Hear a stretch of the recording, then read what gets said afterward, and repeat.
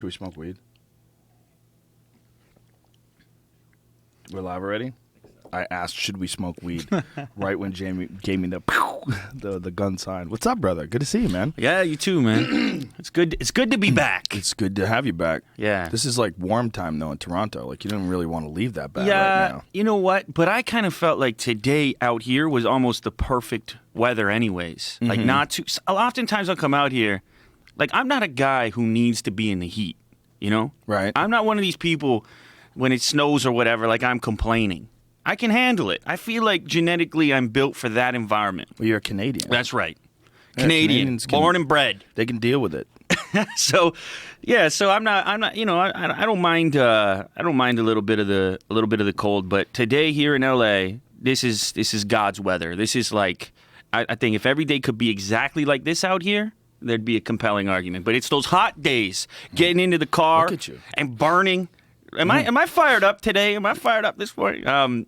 This is coffee number 3. All right, blame the caffeine. The argument. There's two arguments, right? There's the argument is if it's really cold out, you could always dress for the cold, but you can't really dress for the warm. Yeah, right. Undress. Yeah. Yeah. But you could freeze to death. It's super hard to heat up to death.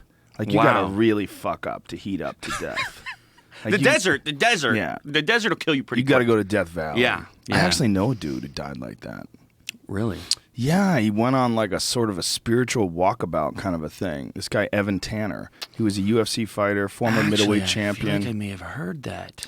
Yeah, he was into these long periods of solitude and spiritual quests, and he decided to go out into the desert and, just try to find himself or whatever. I don't know exactly what his purpose was, but when you get out there and it gets to be like 120, 130 degrees, you get disoriented, and he couldn't figure out where he put his water.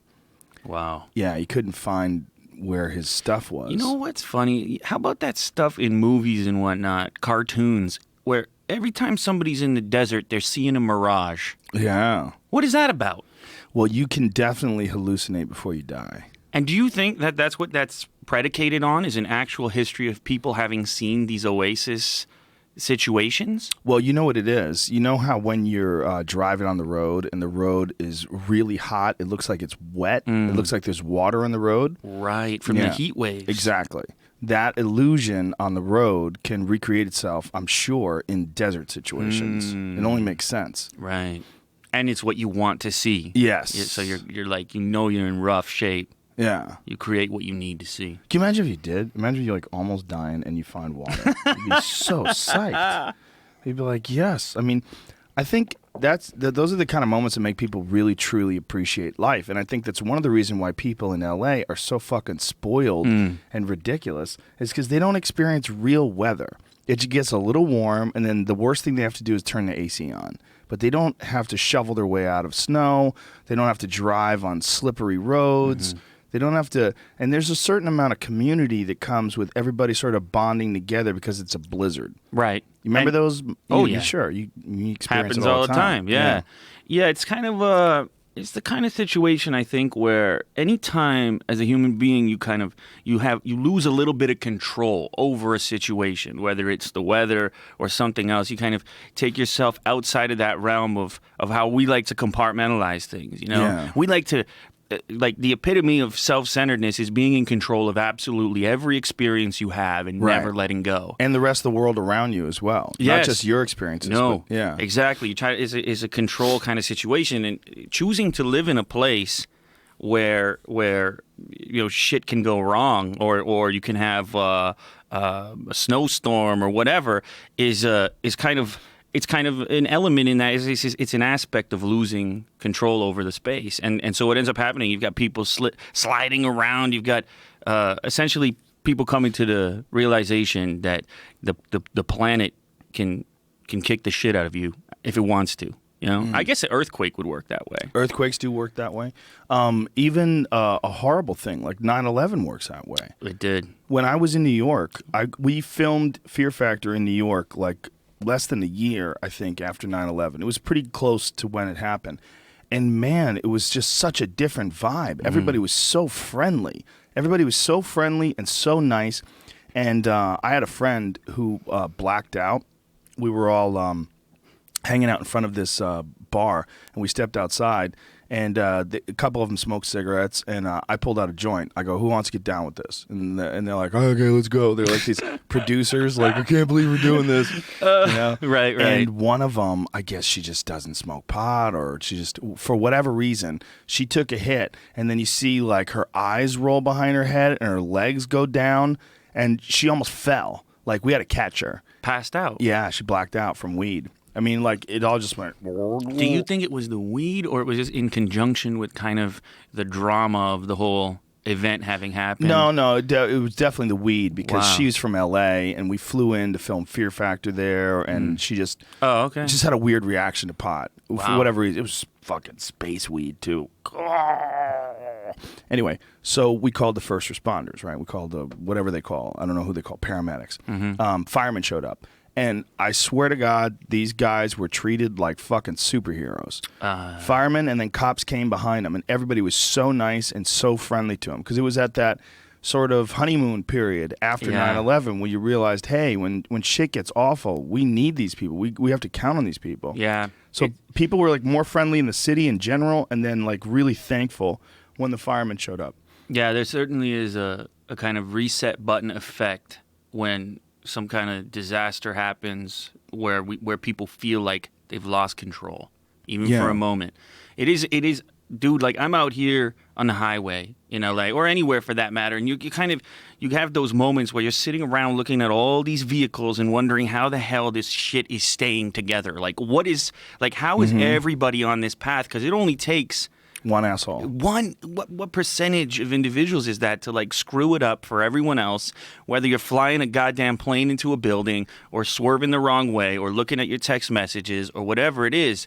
I think often we take these disasters and we kind of hold them up, CNN style, like replay it over and over again, when in reality there's an argument to be made that the amazing part is that it's held together as well as it is half the time. You know what I mean? That's the argument.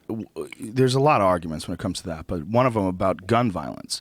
Somebody showed me a chart the other day of how many people have guns, how many people actually get shot by guns, and who are the people that are getting shot by guns, and how many of the people that are getting shot by guns are involved in gang violence or criminal activity, and then it boils down to how many people, your chances of getting shot, your actual chances of getting shot. Like, do we really have a gun problem, or do we have a numbers problem? And it really, if you look at the hard, raw facts, it's way more of a numbers problem. It's a 300 million people problem. That's what it is. And if you look at the actual number of guns versus the number of gun incidents, it's shockingly low. But it's just we're dealing with so many human beings. And that those numbers just seem... I just don't think human beings are supposed to have access to 7 billion human beings on Earth's worth of drama and stories. Yeah. When it comes back to the gun situation, I think that there's the issue there. The way I see it is like it's a communication issue. In that, I think you've got these different groups picking a side on it. It is sort of relative to their personal experience and how they've been affected by it. Sure. As opposed to big picture, like what's actually happening. And inevitably what will happen is you'll have some kind of Columbine situation, and all of a sudden everybody cares because of the type of people affected by it. Of course. But then half the year when it's a different group of people shooting each other, then it's not making headline news in the same fashion. So I think it's a lot more segmented. I think that the issues of affecting certain communities are more community issues than they are national issues. You know what I'm saying? Oh, they definitely are. Yeah, like look at Chicago. Right. I mean, Chicago's close to you guys. Yeah, very much so. And the weird thing about Chicago is it's really nice. Like, beautiful. If you're in the right spot, yeah, it's like it's one set of circumstances, and then on the other side of some imaginary line, it's a different set of circumstances. Their murder rate is up more than 70% this year from last year. And last year was insane. At least that's what I read. I mean, it sounds right. I keep hearing about it. Yeah, it's terrible. There was some kind of a blog I was reading which was like based on infographics, and all this guy does, the entire blog is just following Chicago violence. That's the whole thing. And he had it all mapped out. He had every single shooting, fatal shooting, where the person was hit. It's like an amazing amount of detail that he went into on this particular blog. 72%. It soared 72% in 2016. Shootings up more than 80%. 88%. Yeah. Wow. That is insane. So murder up 72%, shootings up 88% the first 3 months of 2016 compared to the same period last year. Fuck, man. There was a video that this guy did. He was live streaming his neighborhood, and he got shot on video. Did you see that? God, it's fucked up. He's just hanging out there, walking around, and I don't know what he was saying, but he was filming something, and all of a sudden, bop, bop, you see him drop, and then you see the shooter standing over him, shooting at somebody else. It's just fucking crazy. Yeah. We look at like Juarez, Mexico. Here it is. This is it. So this guy is hanging out here. I had to open the stove back up for the kids, though. You know what I'm saying? I can't be out here without the stove being open. I need somewhere to duck and hide for cover. At least I'm gonna duck for cover. Is that what he's saying? So he's listening to music. So they pop the stove back open for the kids. So he's wandering around. Yep. Oh. And someone just shot him.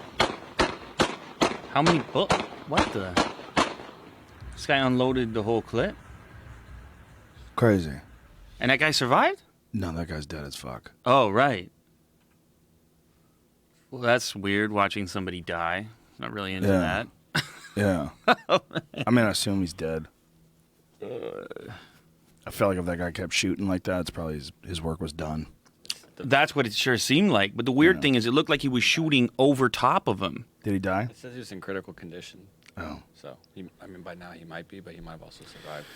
So. That place is a war zone. Yeah, it's weird. And I think at this point we've got enough evidence to realize that, like, at some root level, we are still animals. And when it comes to vengeance, revenge, everybody's susceptible. If your brother or your neighbor gets killed or somebody you care about, you just want to go and do the same thing, and whether it's in Chicago or it's in the Middle East or wherever it happens to be, people have been doing it. I don't remember who I was talking to about this, but it was regarding whether or not more humans were responsible for killing other humans in modern history or disease, like which one was the bigger figure. Right.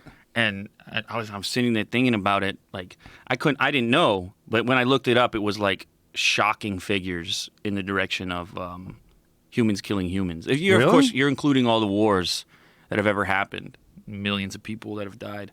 But this is modern history. Over time, who knows? But I don't know if it was on a Wikipedia page or something. You know the craziest statistics I've ever heard about humans dying? What's that? Half of all the people that have ever died ever were killed by malaria. Mosquitoes, the most dangerous animal on the planet. Fucking malaria, man. Yeah. I know a dude who's had it more than twice. Right. Justin's got it again. Justin Wren, he got it again. He got malaria. He lives in the Congo. Well, he spends time in the Congo. He's got this foundation called Fight for the Forgotten, and they go and they build wells in the Congo for people.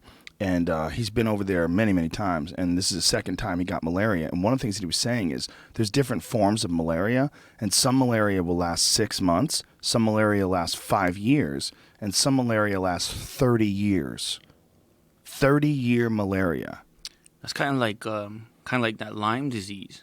Hangs around, right? Mm-hmm. Well, Lyme disease is devastating. That's some really bad stuff, right. Especially if you don't catch it quick. Mm-hmm. There's a gigantic amount of people on the East Coast that have Lyme disease. Stuff just stays in your system. Well, yeah. It's from deer ticks, and they have to figure out what to do about that because there's a lot of places on the East Coast that are just overwhelmed with deer because they don't have predators. So they have all these deer, and the only predators that they're having now, the coyotes have kind of expanded their range, and there used to be an animal that was more in the West, in the prairies. Right. There's this amazing podcast right now. If anybody's interested in this, my friend Steve Ranella has this show called Meat Eater, and it's on the Sportsman's Channel. And there's a new podcast, or not new, but he's been doing it for a while.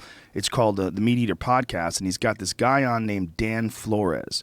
And Dan Flores is a historian, and he was one of Steve's former professors.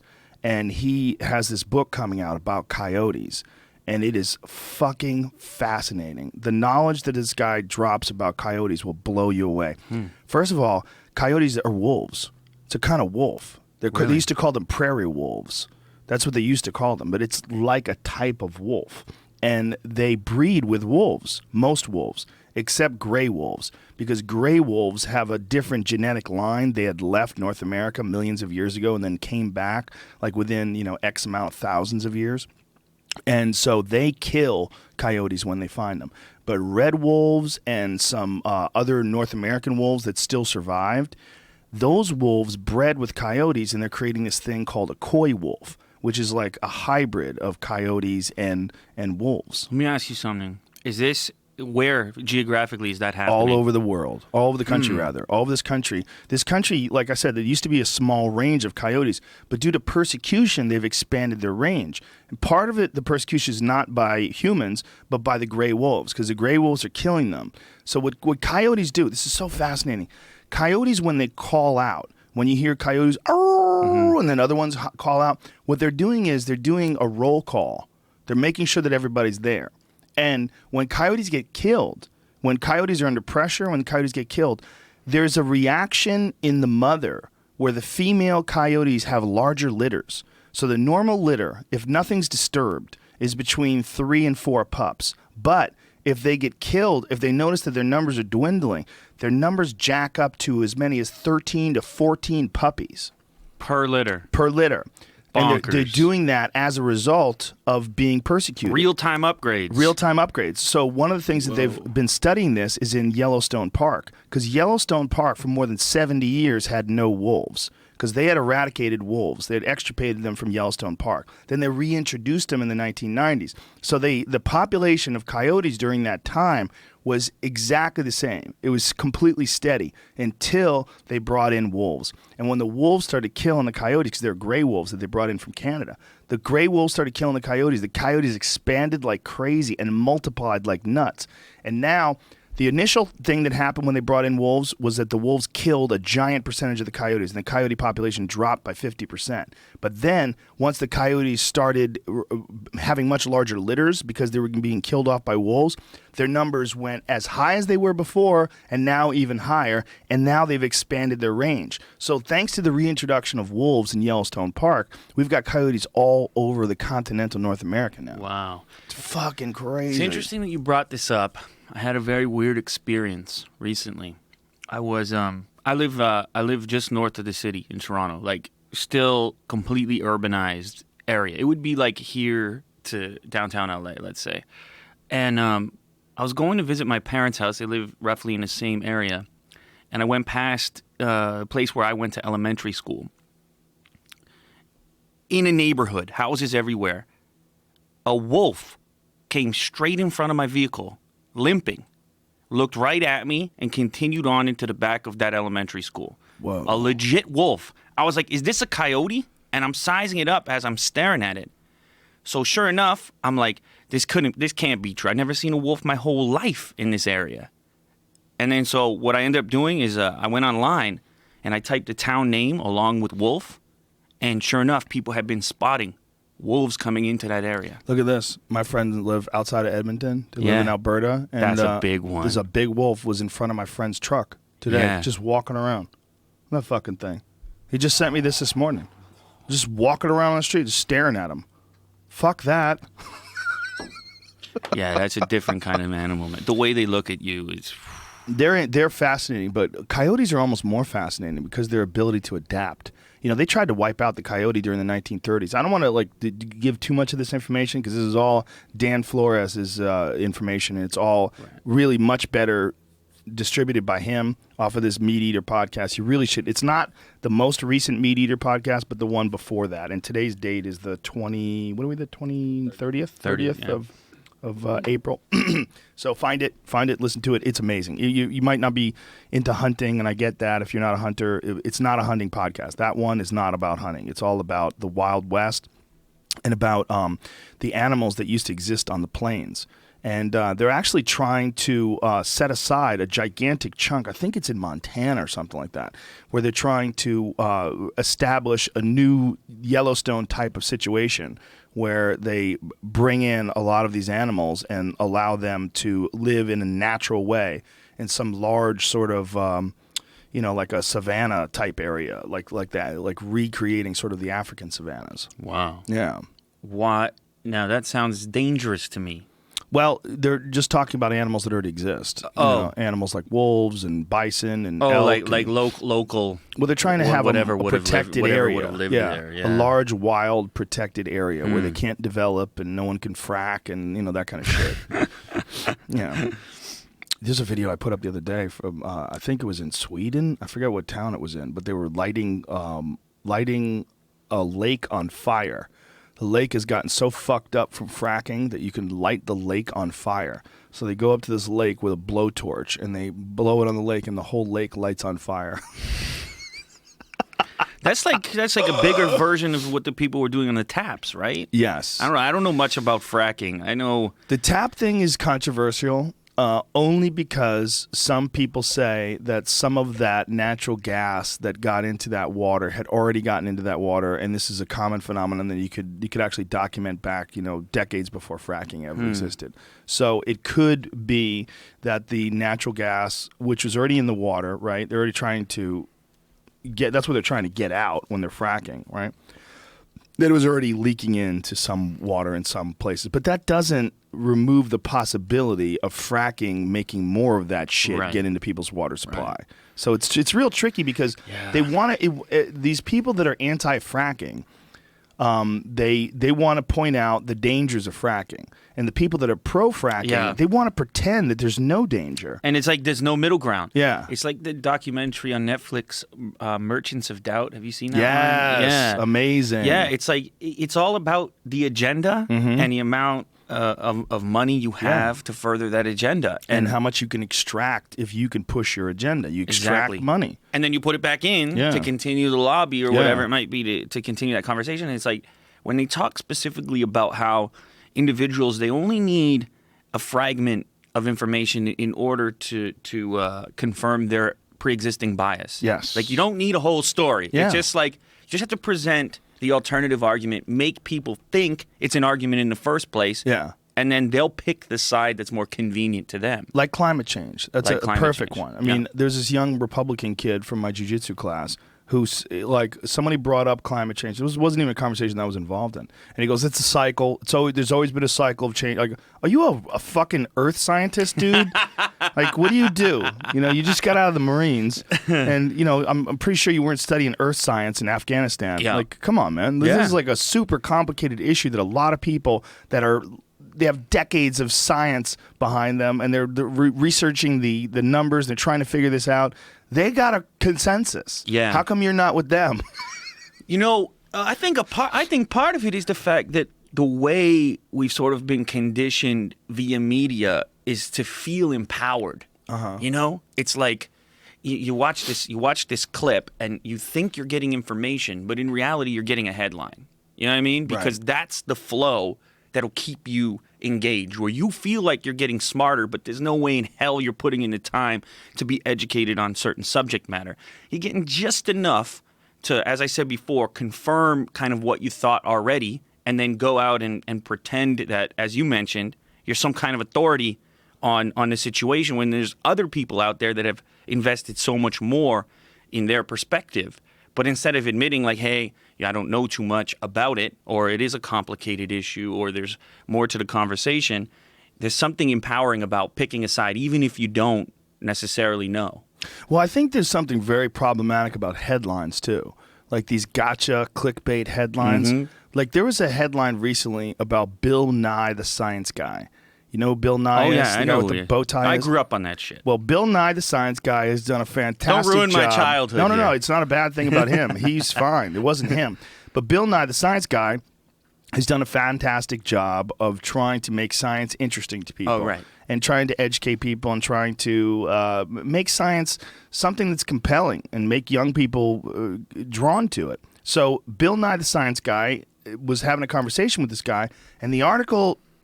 the topic of the article, or the headline said, Bill Nye favors prison terms for climate deniers. So you're like, what the fuck? So like, is Bill Nye lost his fucking mind? Has he gone crazy? So I read this piece and then I watch the actual interview with Bill Nye. He never said such a thing, ever. Someone suggested that climate deniers should go to jail because these energy CEOs and these people that are spreading misinformation are directly harming the people that are going to be affected by that. They know that they're saying something incorrect. They do it to distribute Malicious propaganda, intent. and there's other people that are going to be affected by it. So Bill Nye says that's interesting when you're talking about these energy CEOs and these people are making choices that are going to directly affect our quality of life. What do we do about it? That's all he said. I mean, that's literally all he said. The headline says, Bill Nye favors climate deniers going to jail. I mean, this clickbait bullshit. So then you read that and you're like, he's a fucking fascist. You know, you're not even a scientist. Yeah. You know, do you know where he got his degree? Yeah, and who's the type of personality who's most inclined to pick that is an individual who doesn't want to invest in discovering even the article. Yeah. They'll just take, because it's easier. It's easier to take the headline and form your perspective than it is to invest into it. Well, also because the people that are putting that headline out, all they want to do is make people read it. That's it. Yeah. Watch it, read it, get the clicks, get the money. That's where they get the ad clicks. The impressions. Yeah, I mean, that's the only thing they're trying to do. And they're trying to make it as salacious and as inviting as possible. Yeah, and the thing is, the only way to really combat that is to bounce, is to get out of there as quickly as possible. Because the way I understand it, not necessarily an expert in the field, kind of done a few things on YouTube, but like as far as Google PageRank is concerned, if a site is getting a quick bounce rate, like if people are landing on it and leaving really quickly, then it could potentially be ranked lower in the future because of that. Oh, okay. So you have to have a certain amount of time that you hover on a site before you get the real money? Yeah. So no, not for them to unlock money, but for them to surface in the future. Like Google will penalize sites that have low retention. Oh. Just like videos that have low retention. That's very intelligent. Yeah, but the problem is that you probably had to read the whole damn thing to get to the conclusion that he didn't say it. Well, I watched the interview itself. Oh, okay. Oh, it was video. Yeah, it was video, and there's text along with the video. We should name the site the piece of shit site that ruined your day. Okay. Well, it didn't ruin my day. If you can find it on Jay, because I defended Bill Nye on Twitter, and I said that's not his words. It's not what he was saying. But let's watch the video itself.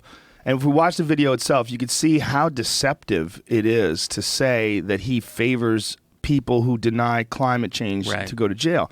Because that's not what he's saying at all. Yeah. Essentially, he's saying that we should look at people that are ruining the earth, like these energy CEOs that wantonly pollute these areas in order to gain profit. Here we go. Let's just play it so we can hear it. Jr., the environmentalist, here at the People's Climate March in 2014, September.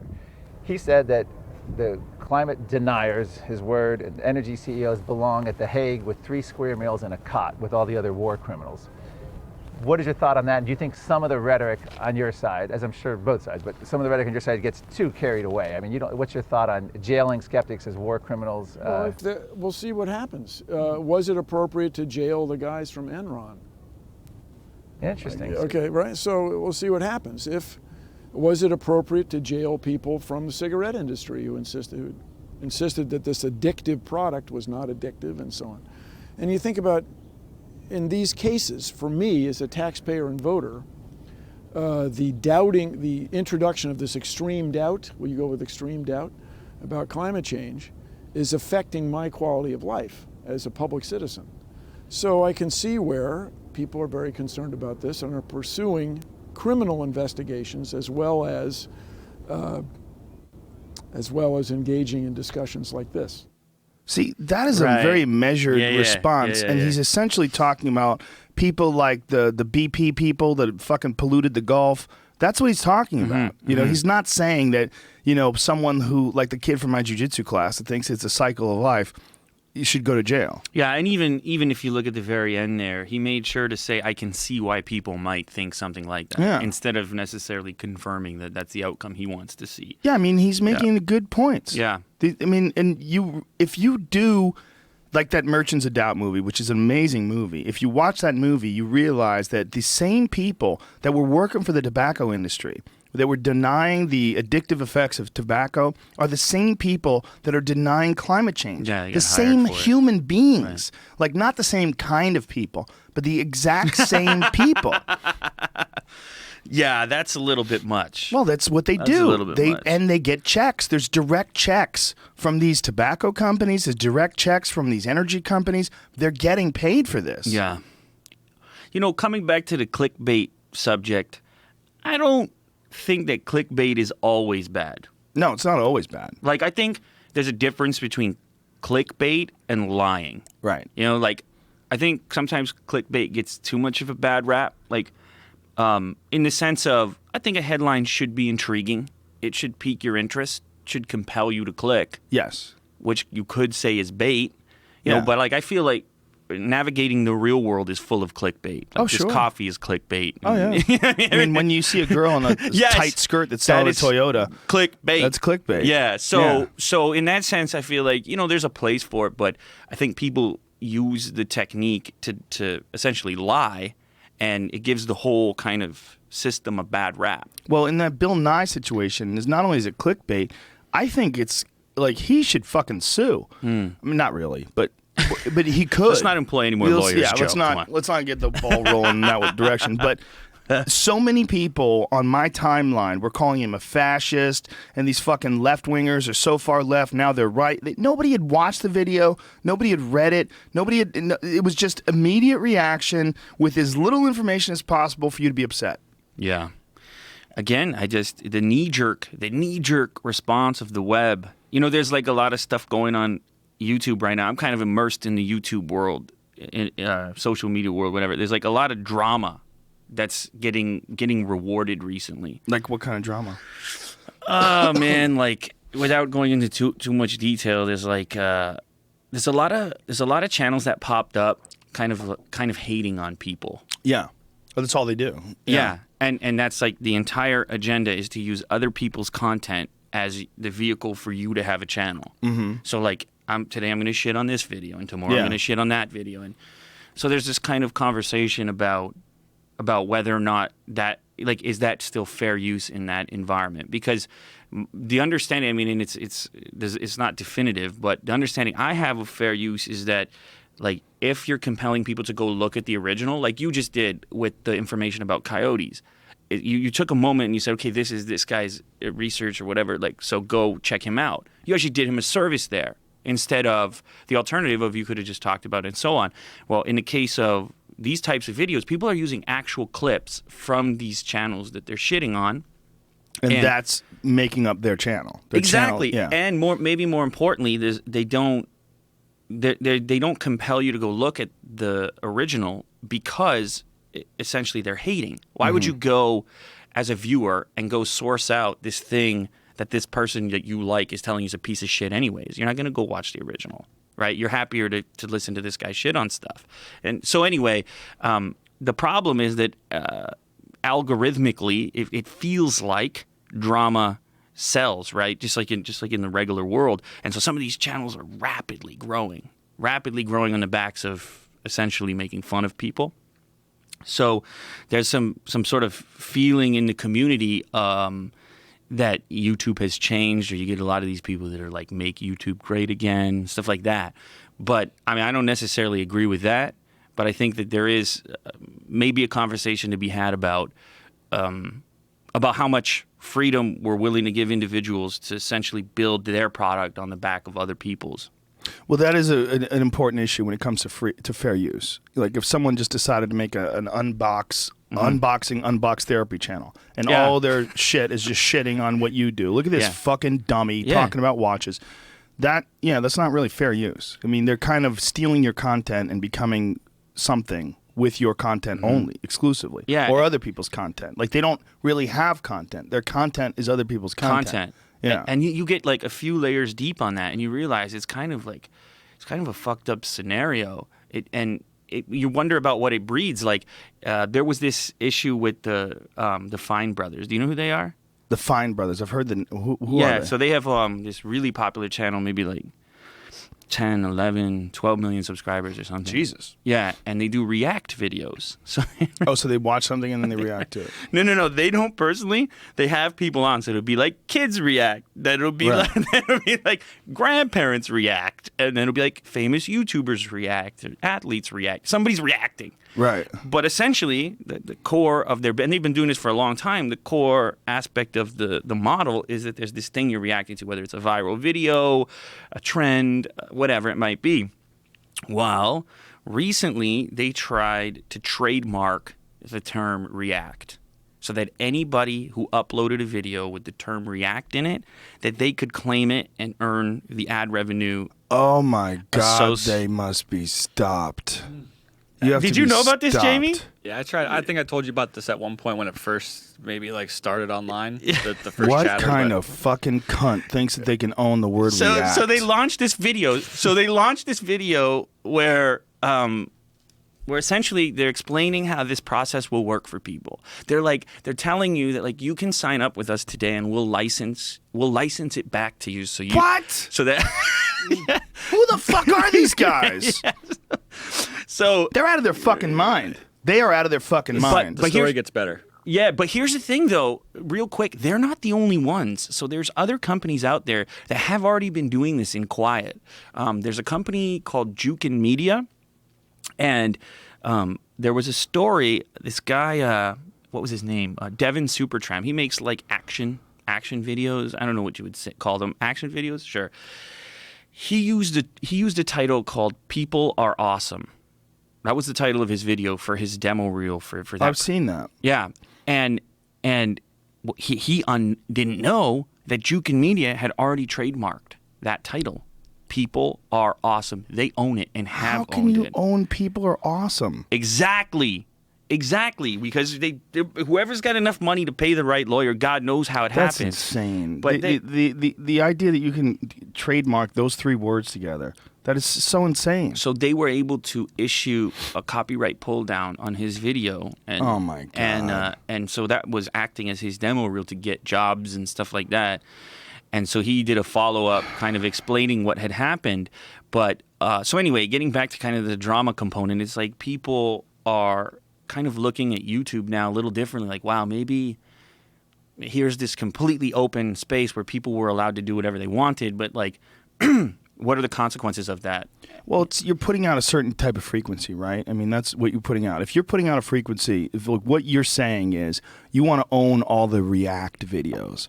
That's the greedy cunt frequency. You threw out the greedy cunt bat signal, and you're letting everybody know you're a piece of shit. Yeah. You're a piece of shit, and you want to steal money. Well, you know the best part is That's stealing money, right? I mean, it's stealing money. If you make a reaction video, you want to watch Two Girls, One Cup, or guy getting run over by a buffalo, and they want money from you watching that video, that's stealing. Yeah. What they've done is they've used lawyers to circumvent the system. Mm-hmm. They've jacked the system, and they're going to try to steal. Have they actually copyrighted the word react? So- is this valid? so they retracted. What happened was the internet lost its shit, as you would expect. And these guys, there were videos on YouTube which were live streams. These were so funny when this was going on. Essentially what they were is the subscriber count of their channel shortly after the controversy had hit, and it was just like fell off a cliff. Like It should go to zero. well, it never went It to should zero. 100% go to zero. It should go to zero. It never went don't- to zero. They don't deserve anything. Yeah. If that's what they want to do, you really want to reach out to everyone using the word react in a video and you want money from them. Fuck you.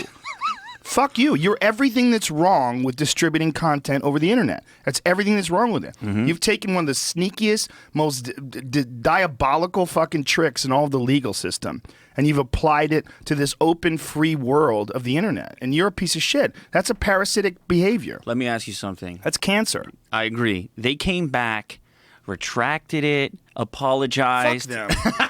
Fuck them. Fuck them for even thinking Come on, that Joe. would be okay. I thought you were going to give him a second chance. No fucking chances.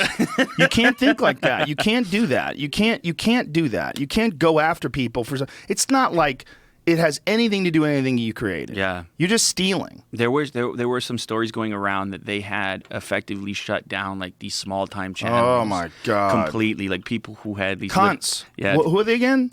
the Fine Brothers. Cunts. Cunts. You can't do that, man. And it's probably some lawyer talked them into doing that. Oh, hey, yeah. we're going to own it. It's going to be amazing. You got it. We got it, dude. We Yeah. got the copyright. Yeah. Yeah. Fuckers. It's a weird. Ugh. That's so gross.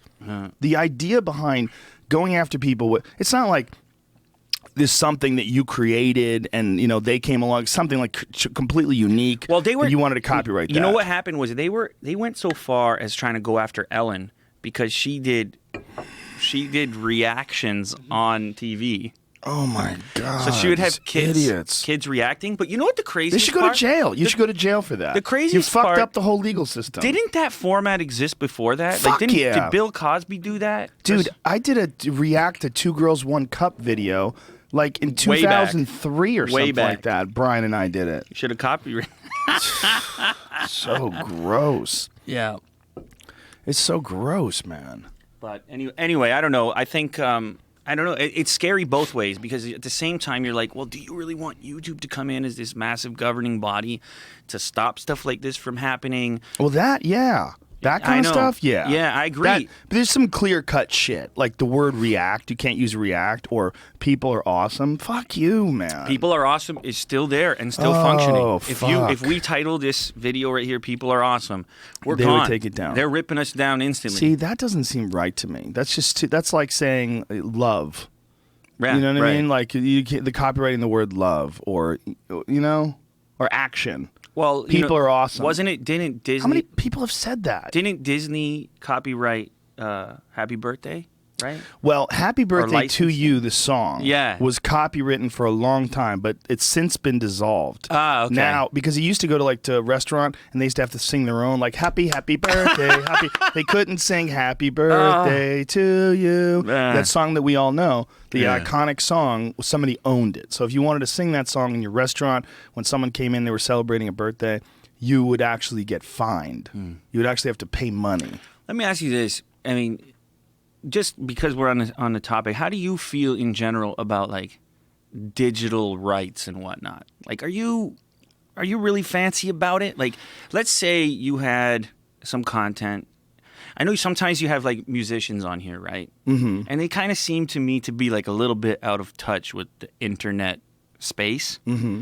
And I'm just wondering, like, if a person is purchasing or streaming or buying something that somebody's trying to sell digitally, how do you feel about that? What is that? How do you think that should work? Selling things digitally? Well, like, let's say, for example, you had a record and you found out that a bunch of people were pirating it. Right. Would you how hard would you be willing to go after them? Well, see, it completely depends upon whether or not what your business is. So my feeling is that one of the things about music, and you could use the same argument for stand-up comedy, is that pirating in a lot of ways empowers people. Like when someone puts up my stand-up on their YouTube channel, I'm not into taking that down because I think that even when I was selling it, I'm not into taking that down. And the reason being is because I think the more people see it, the more people will come to see your live shows, the more people will come to support your stand-up, whether it's on Netflix or Comedy Central or whatever. They'll pay more attention to it. So it's in a way, it's kind of free advertising in that way. Music companies don't tend to think about it that way. And we had a recent problem that was pretty fucking disgusting where we had an act on and the musical act played a small section of one of their songs.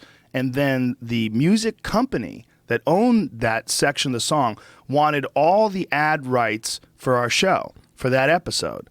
And so, we contacted the artist, and the artist said, well, I'll get that taken care of. The music company's decision was, no, just tell them to not dispute the claim and we'll take the ad revenue and then it'll be fine. We won't take down the video. I go, you won't take down it's a fucking 3-hour video. We paid 15 seconds of a song and you want all the ad revenue. Mm-hmm. Fuck you. Mm-hmm. And I told him, I'm like, look, dude, you get this taken care of or I'm going to delete the episode. Go fuck yourself. Like, this is ridiculous.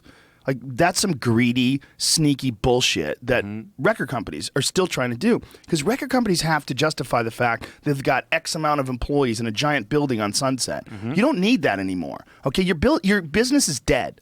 Okay? Sorry. But this is what you got. You got iTunes Music, Google Play, and that's it. That's it. That's your business now. The real business is artists getting their shit out on YouTube and on social media and then doing concerts. And that's where they make the bulk of their money. Right. They used to be the opposite. It used to be artists made the bulk of their money from the record sales, and then they made some of the money from concerts. So what happens was the record companies would rip them off for record sales, and they would come up with all these elaborate accounting methods to fix the profit, so that made it look like all their expenses had to be paid first before they counted the profit. Like, they didn't take into consideration the artists learning how to play, going on the road, doing all these gigs, creating this song, all the time spent writing. They don't take that into consideration, but they do calculate all their employees, all their expenses, all their advertising revenue, how much it costs to rent their building, how much it costs for insurance, how much it costs for errors and omissions insurance. All those different things they do take into account before you get paid. So the artists were fucked. Like, there's a lot of artists that got unbelievably bad record deals. Like, the reason why Prince had changed his name to a symbol, because they fucking owned his name. So that crafty bastard just decided to make his name some sort of a weird symbol and become the artist formerly known as Prince, and they couldn't do shit about it. It was a really clever workaround for Prince, but it was essentially in response to these devious practices by these fucking record companies. Right. So in that sense, I think, like, if you have an album and everybody loves it, and then people start pirating it, and then it gets all over the place, like, some musicians, like I had Paul Stanley on from Kiss, and I heard that one. That's kind of what I'm referencing. Yeah. He was super adamant about it, but he's so old school, man. Yeah. He's so old school. He was super adamant about it that it's stealing. Well, I get this vibe from those conversations that, like, it's almost like these people are kind of they don't get it. They're wishing that an ecosystem existed still that doesn't. Of course. Well, he made fucking hundreds of millions of dollars through that ecosystem. But I think the truth is, the hard truth is that, at least on the economic side, music isn't worth what it used to be worth. Absolutely. And I don't like saying that, because to me it matters, and like I engage with it, and it hasn't, like, on in a non-economic way, it might mean more than ever now that more people have access to it and you can be exposed to so much more of it. But on, like, a per song basis, there's a supply and demand situation now of we have an abundance of potential music to interact with, so there's no way that each song can possibly be worth what it used to be worth. Well, there's no way, because it's so easy to access now. That's one thing. And the other thing is the sheer numbers of songs that get put out every day. They all exist now. You could go back and listen to some Roy Orbison from the 1950s, or you can listen to some shit that some new band that you haven't heard of just put out last week. They haven't stopped making bands. They haven't stopped making music. It's all just adding up. So, like, the collective pile of music is massive. I would say it's accelerating because the barrier to entry in actually creating continues to be lowered. Yes. Like, actually, the equipment you need. A laptop. That's it. Yeah. You need a laptop, microphone. I mean, you can create music on, GarageBand. 100%. You really can create a good... Have you ever heard of Tonetta? Do you know who Tonetta is? No. Tonetta's an interesting cat, man. He's a guy who lives in Toronto, and cool. He's What's like up, Tonetta? Let's link up. He's like this weird androgynous guy in his 50s who's got a kid who makes his own music, and he got famous for these songs on YouTube. This is him. Whoa. He makes these videos where he just puts up like a curtain behind him, and he makes these YouTube videos. And he sings these songs, and some of them are fucking good. Like, pull up Really Big Cock. That's Seems like one of my favorite. the right place to start. But here's the thing: it sounds like ridiculous, right? But it's actually a cool song. Like, listen to the. Let's play it. Give me some volume, Jamie. Look at this guy. There's no money in this for him. He's just some weirdo hanging out. Got a really nice cock.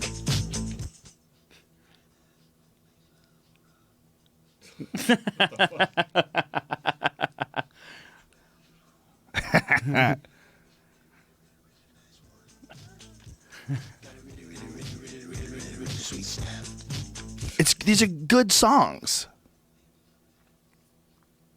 It's a hell of a baseline. But there. look at this video. I mean, this could not be any more geocities.com. You know, I mean, it's so low rent. He does it in his apartment in Toronto. He just has a camera pointed at him, like really primitive. He's got a bunch of different weird dresses that he puts on and outfits. And he's really strange. But this guy, he does it all himself. And he's got this massive cult following from doing this all himself. I bought his vinyl. I own his stuff. I bought it on iTunes, and I bought the vinyl of it, too, just because I want to support it. Yeah, and you know what? That's a great point you make there. I remember reading something recently, don't quote me, I don't know the figures, but that a lot of artists are actually making more off the vinyl than they are off the digital, even though the volume is so much lower, just because the actual per unit cost is so high. So like big bands are doing special edition releases on vinyl and such to kind of get back some of that lost revenue that's existed because of digital.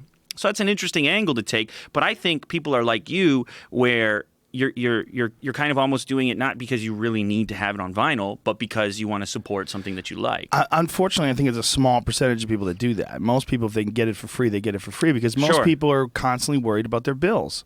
Sure. You know, and if you can get something for free and download it and no one's watching, I mean, that totally makes sense. Yeah. Artists making more of vinyl sales than streaming services. This is the article I Well, read. streaming services are the worst. But are they? They are, and here's why. They're owned by the record companies, and they've circumvented the whole selling album system. Right, but isn't it the demand from the customer that is always going to drive the marketplace? If people want streaming services, sorry to break it to you, that's the reality we have to live in. They want free money too. If they could just hand out free money, that'd be great as well. No, but I mean in this particular case with music, right? Doesn't music work better when you can just launch any song Here's the that problem. exists on the planet? These streaming services are profitable, and they're making a lot of money. Right. Now, if the streaming services are making a lot of money, the artists aren't making any money. An artist doesn't need to be on Spotify. There are plenty of examples of people who pulled their stuff off Spotify. Taylor Swift. Me. Oh. My podcast won't. I won't put my podcast There you go. on. Well, that's easy. Yeah, well, it's because the amount of money that they pay you is fucking ridiculously low. Right. It's insane. Taylor Swift pulled her shit off Spotify. When you get a big artist like Taylor Swift pulling their shit off Spotify, yeah. I don't know how much she made off Spotify. The figure is maybe they're disgusting. A couple million or something. But she didn't make a couple million. I don't know. Bucks. Maybe 500,000. No way. Maybe 500,000. No. It was so low. It was insane. I think it's somewhere in there. I think it's way less than that. That's for like the biggest artist that exists on the platform. Well, there was like we went over this before, where we looked at the one song that got played the most on Spotify, and how much that artist got for it, and it was like $2,000. Yeah, it's a fraction of a penny per play. But see, my feeling though is the Spotify audience, are they a crossover of the iTunes audience, or are they a crossover of the pirating audience? I think they're a radio audience because it's like. Instead of tuning into a local like radio station? I guess what I'm saying is, in the absence of Spotify, do those millions and millions of users, do they turn to iTunes and give you the 99 cents, or do they give you nothing? Because if they're giving you nothing and stealing it, right, then isn't Spotify better than that alternative? Because at least it's the pirating audience. Yeah. Exactly. And this is the fear this is the thing that the music business doesn't seem to want to address, is that when Napster hit, everybody was a pirate. I don't care who you are. Right. If I walk around and talk to people. I was a pirate. It was so superior to any other method for discovering music. Even if you didn't want to steal things. It's like, fuck, this is too good. Right. But the problem is, this is not pirating, because pirating nobody benefited from. Everybody got free stuff, but no one profited. What this is record companies supporting these streaming services. I might disagree with that. Again, this is not a direct... But hold on, let me finish my sentence. Go ahead. Record companies created a platform, a financially profitable platform to stream from. That's a big difference between that and pirating, because pirating doesn't have any central location. They're just floating around. The only central location was Napster, right? So Napster got taken down because of that. But Napster wasn't really profitable. Like these Spotifys, they've figured out a way to sort of circumvent this whole downloading situation, make things streaming. They stream everything. There are alternatives to Spotify, like Jay-Z's service, Tidal. Yeah, and they're equally criticized. Yeah, except that one is owned by artists, not record labels, and they have similar issues in trying to pay actual artists. Because at the end of the day, if they raise the price of their service, if Spotify goes from $10 to $20, people aren't going to have it. Well, what are the percentage of people that use Spotify that actually pay? I bet it's way less. I bet most people get the free Spotify, like a the good question. vast majority. Let's see. I'm sure the data's out there. It's a good question, but I Because guess I don't think people are paying for it. I guess what I'm trying to get back to is just this idea that music just simply isn't as valuable as it was, and I think that it's tough as an artist. Again, like I can sense, I feel the pressure of artists right it's now. the way you're saying it. Yeah, I know. It's but I know it's problematic in the way you economically. I'm not saying the inherent value in expression. Like maybe a better way to say it is the market is completely changed and dissolved. There you go. And it's not that the work is less valuable. It's arguably more valuable Yeah. in troubling times. Yeah. And these are certainly troubling times, and music is a massive source of inspiration and Yes. and mood and enhancement to people. And that's why I also curbed it by saying like it's more important. It's arguably more important, Right. emotionally and all the Yeah. rest of it. But I'm just specifically talking about that. I think artists need to recognize that, and then they can whatever system comes forth for how to deliver the future of how we listen to music. At least they're involved in that process instead of just being like participating in the current one. Like it's like you need to be on Spotify for a number of different reasons as an emerging artist, because that's the way people are discovering music. So there's a lot of pressure there to participate, even in the even though you're not getting rewarded for it. as an emerging artist, but as an artist that already is doing Established. well and established, making money, and you realize that Spotify needs people like you in order to legitimize its company, then it becomes an issue, right? Well, our subscriber growth in the last 6 months of 2000, what does that mean? Okay, just 10 million paid subscribers. Apple Music, 10 million. According to Stats Now, Spotify just crossed 100 million total users. Paying number could be more than 30 million. Why don't they tell you that? Well, what does that mean, though? They don't. That's not a real number. They're saying could be more. Whenever someone says could be more, could be 3 people. Could be more than 30 million, but it could be like 5 dudes. Spotify announced its 20 millionth paying subscriber. Okay, back in June of 2015, Spotify announced its 20 millionth paying subscriber with an ad-based free user base of 55 million. Okay, That's a pretty decent. 75 million total and 20 million paying subscribers. Huh. See, the problem is too, they like if you have a podcast on it, they can get rid of your ads. They could put their own shit on it. They can do whatever they want. Listen, I'm not. It's key. You can't- I'm not making an argument for Spotify. I'm just like it piqued my interest in a number of times that it's being discussed. Is like I think big artists, they can take a stand. Taylor Swift can take a stand. She doesn't need the $500,000. But if you look at those numbers, that's a lot of money.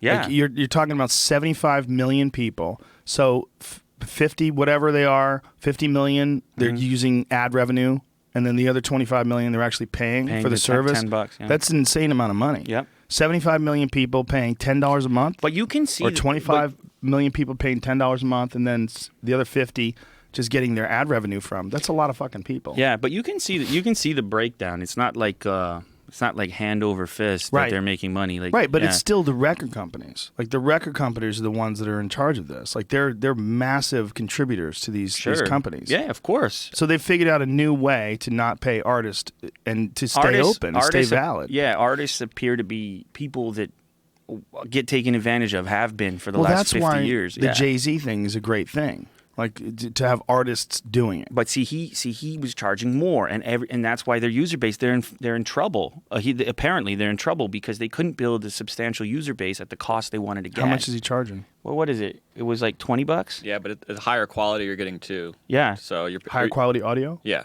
Yeah. Like lossless audio. higher quality audio. 20, but People don't care about that though, which is the issue. They It's really like- don't, Rather pay right? for free or they just get the 320 kilobyte because you can't hear the difference. It's Yeah. really hard to. Well, I had an amp once that I attached to my iPod. I had an iPod and then an iPod amp. I set it up once, never used it again.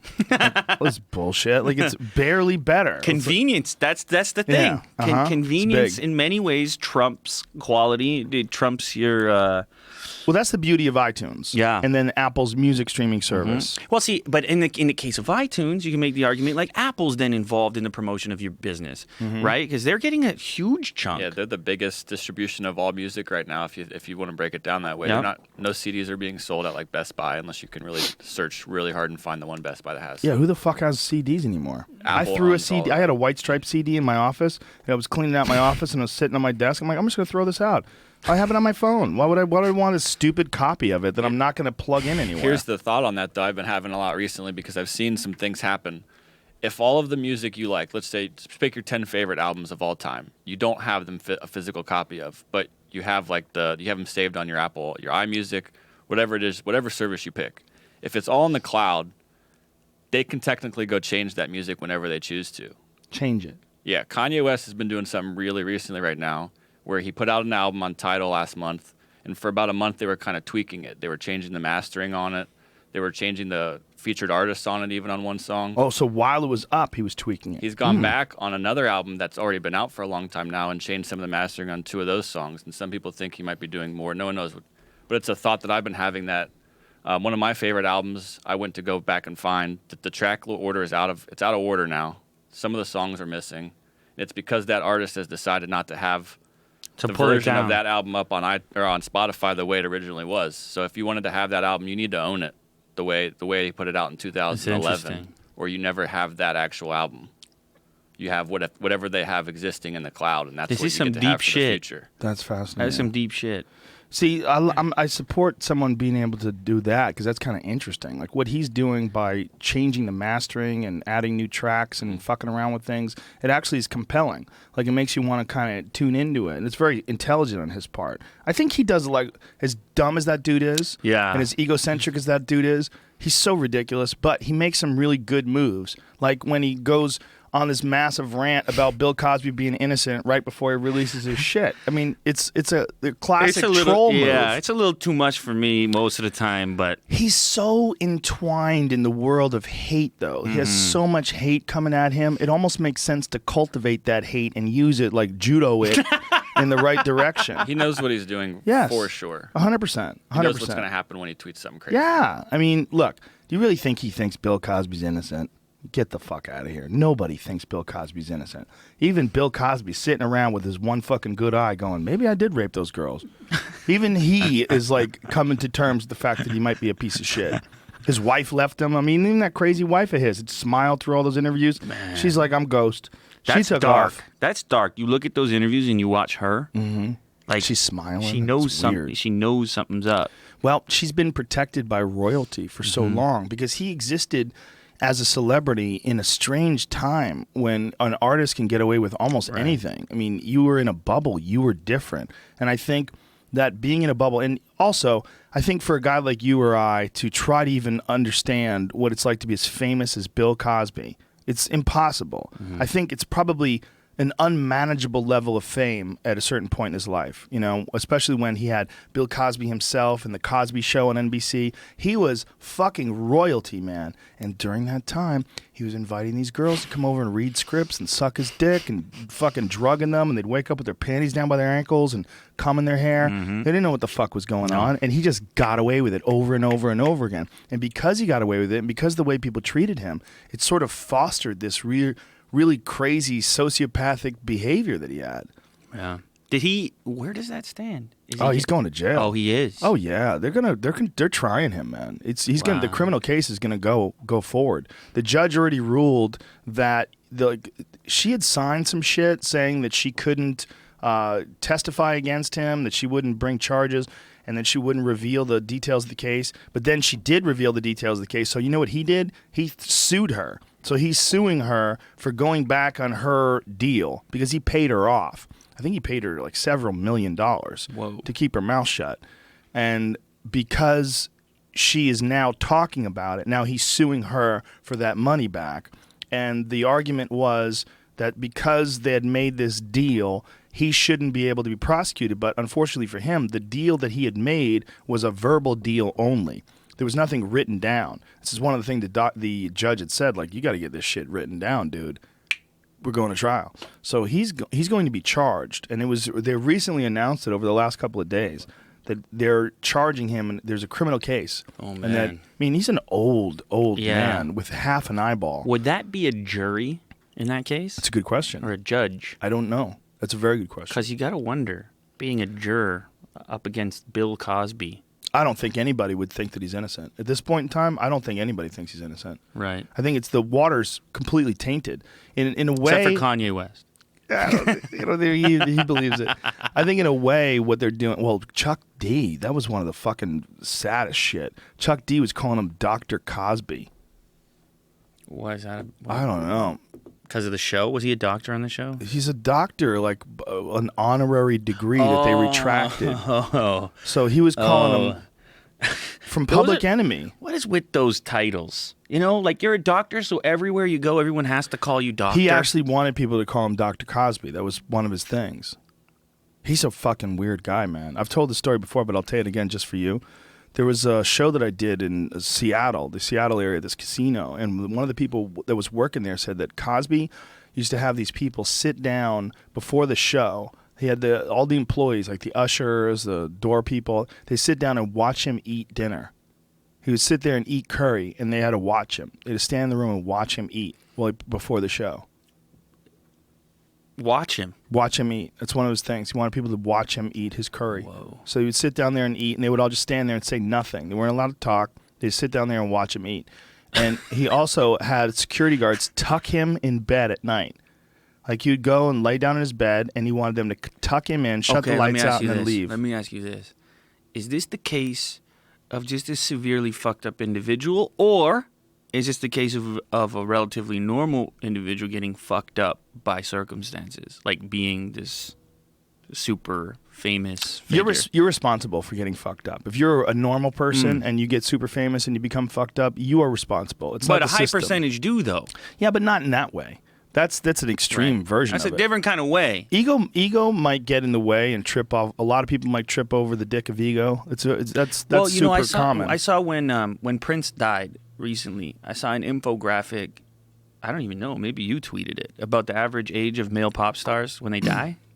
I don't know who tweeted it. It was he was the exact age.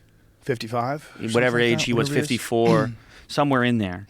That's the average age for a male pop star. Female wasn't too different either. Well, his situation was he was addicted to pain pill. Well, it just recently came out that he had he overdosed, but he had been refusing treatment for AIDS as well. Is that true? I don't know if that's true. I don't know really? Yeah, let's look that up. But I know for sure he had a hip issue, like a severe hip problem, that he probably need hip surgery. And he was taking pain medication, and he had overdosed on pain medication. Yeah. No, he was definitely addicted to pain medication as well. I just remember a story coming out shortly after About HIV? that he had believed that he wasn't going to take treatment.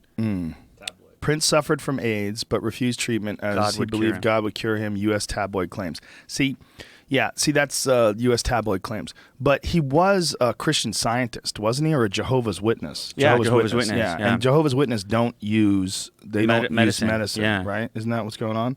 Because he got But wait a minute, then how the fuck is he taking pain pills then? Yeah, supposedly he was on opiates too, so I don't think. Well, that's pain pills. Yeah, that doesn't make that logic doesn't make sense, I suppose. Well, people are just fucking convenient with their logic, aren't they? Yeah, He was a weird guy, man. Like, Right. first of all, Prince was like androgynous, and he's all about free love, and he wore high heels, but he didn't like gay people. Do you know one of the things that Prince is like a known homophobe, and one of the things that he said in a recent interview, and I hate to disparage him in his death because he was a brilliant artist and all that good stuff, but he was talking about how one of the problems with the world today is that God set all these rules, and then, people just decide they want to stick their dick in this hole or that hole and just do anything they want to do, and you can't do that. And they were asking him about gay marriage. And, he was saying that this is not what God wanted. This is not what God asked for. Like, see if you can find the exact quote, because it was pretty disturbing coming from a guy that you expect because of his sort of androgynous nature and how weird and odd he was. Do you think he's like going further in that direction because he's getting older? No. I meant just maybe because of his actual personal experience. Like in a way, some people, they overcompensate on one side. Honestly, I think with Prince, based on what I've seen of his interviews, I think he was insanely sheltered because he was so famous, and that he could basically say anything and nobody would disagree with him. And he cultivated some really fucking wacky opinions. First of all, he believed that the government was spraying things in the sky that made people fight in the ghetto. I remember that. I heard that interview. Yeah. Yeah, it's insane. He was like, everybody would be fine, and then they would be spraying in the sky, and then be like, why is everybody fighting? Why are we all fighting? Because you're poor, and you're living in the ghetto, and there's crime. And that's just what happens in crime-riddled areas. There's violence.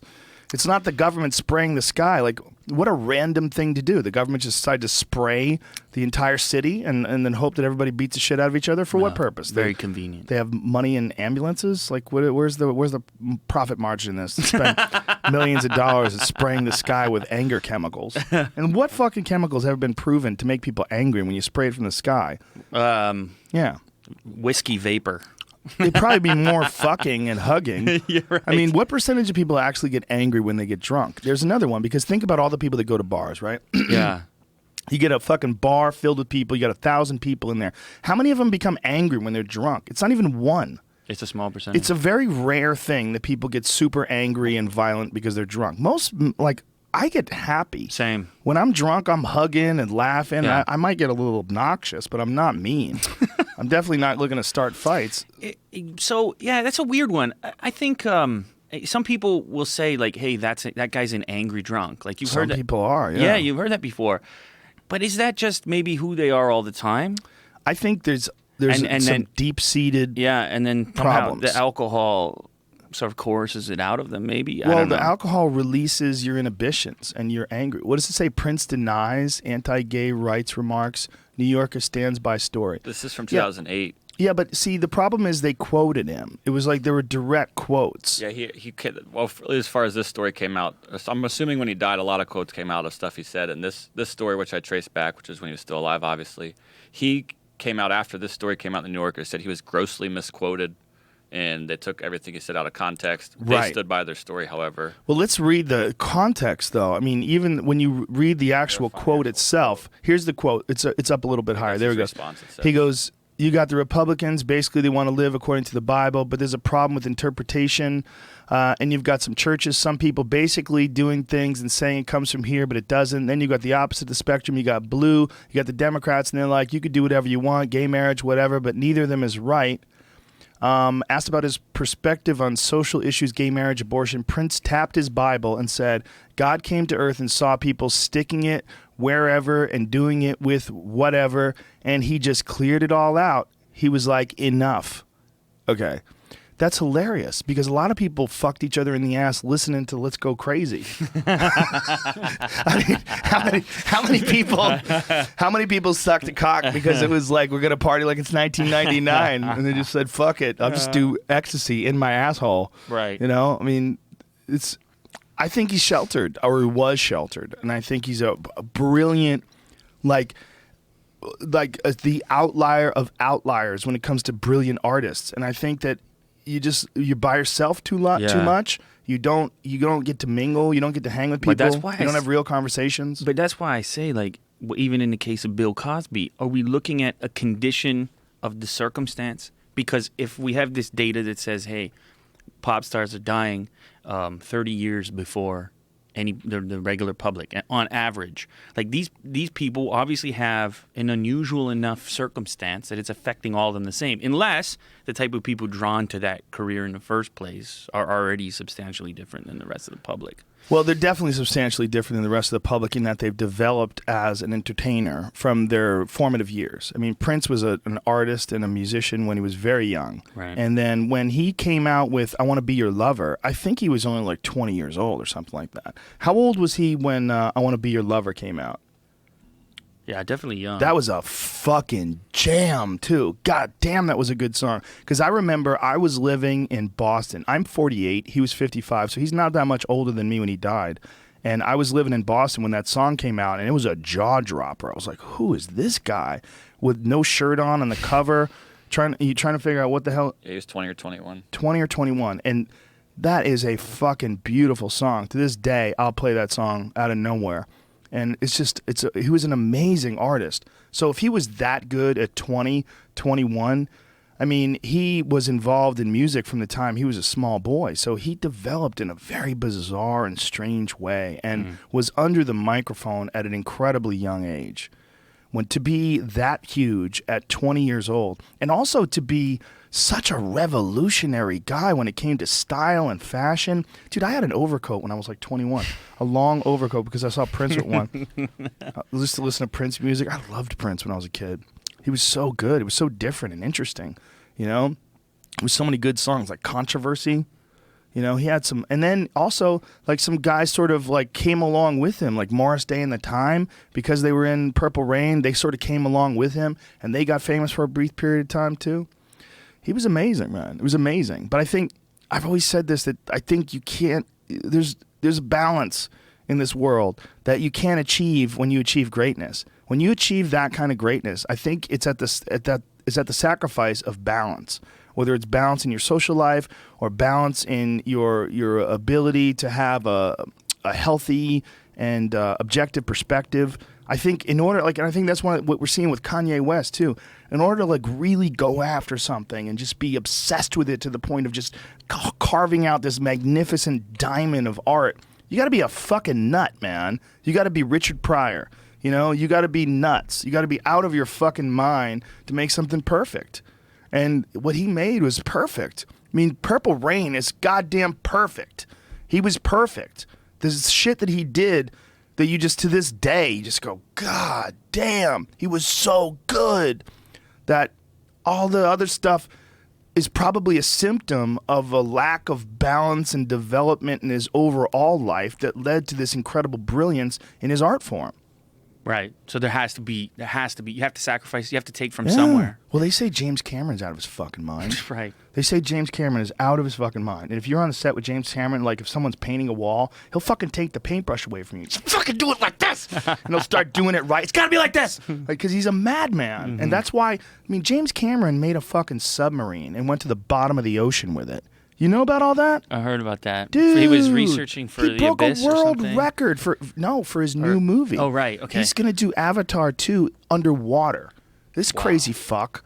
He's filming shit underwater. I mean, he's not just like a groundbreaking guy. He's like, the groundbreaking guys are calling him up for advice because he's way ahead of everybody. He's a maniac. He's making a fucking submarine to film a movie, and he's breaking world records in a single-man submarine. Look at this. This is him. I mean, he fucking went to the bottom of the ocean by himself in this fucking thing that he created. I mean, he's revolutionizing the science behind filming underwater so that he can make movies. Do you think anybody tells him what to do? Who the fuck could tell him what to do? Like nobody. Like nobody. His wife better shut the fuck up too. Everybody better shut the fuck up when James Cameron talks. Like when they're about to make a movie and he goes in there and it's just like they just write the check and get the fuck out of the way. They don't even write checks. No. I bet he probably writes the checks and then they write a check to him after it's all over. Yeah. I mean, he's insanely wealthy, insanely brilliant, and some of his movies are some of the greatest movies of all time. I mean, he just knows how to do it big.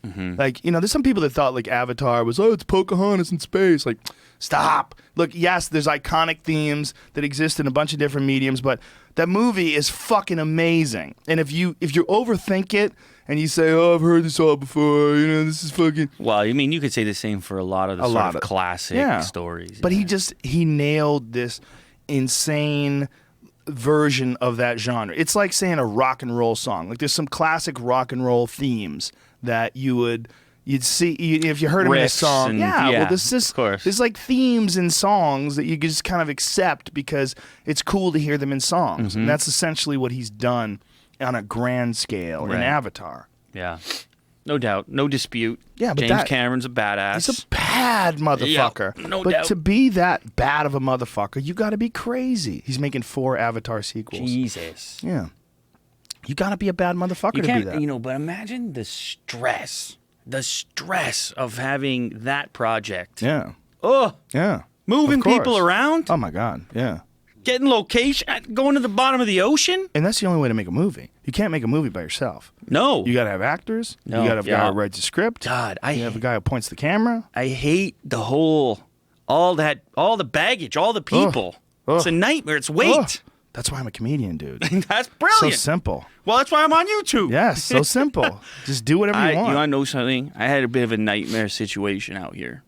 Out here? Yeah, out here. That's why I'm out here. Well, I'm out here to be here on this show right now. But yesterday, I was on set. I had to shoot this thing. I'm not going to mention any brands or names, but there's like fucking 100 people on set. Of course. And I mean, you don't need them. what the?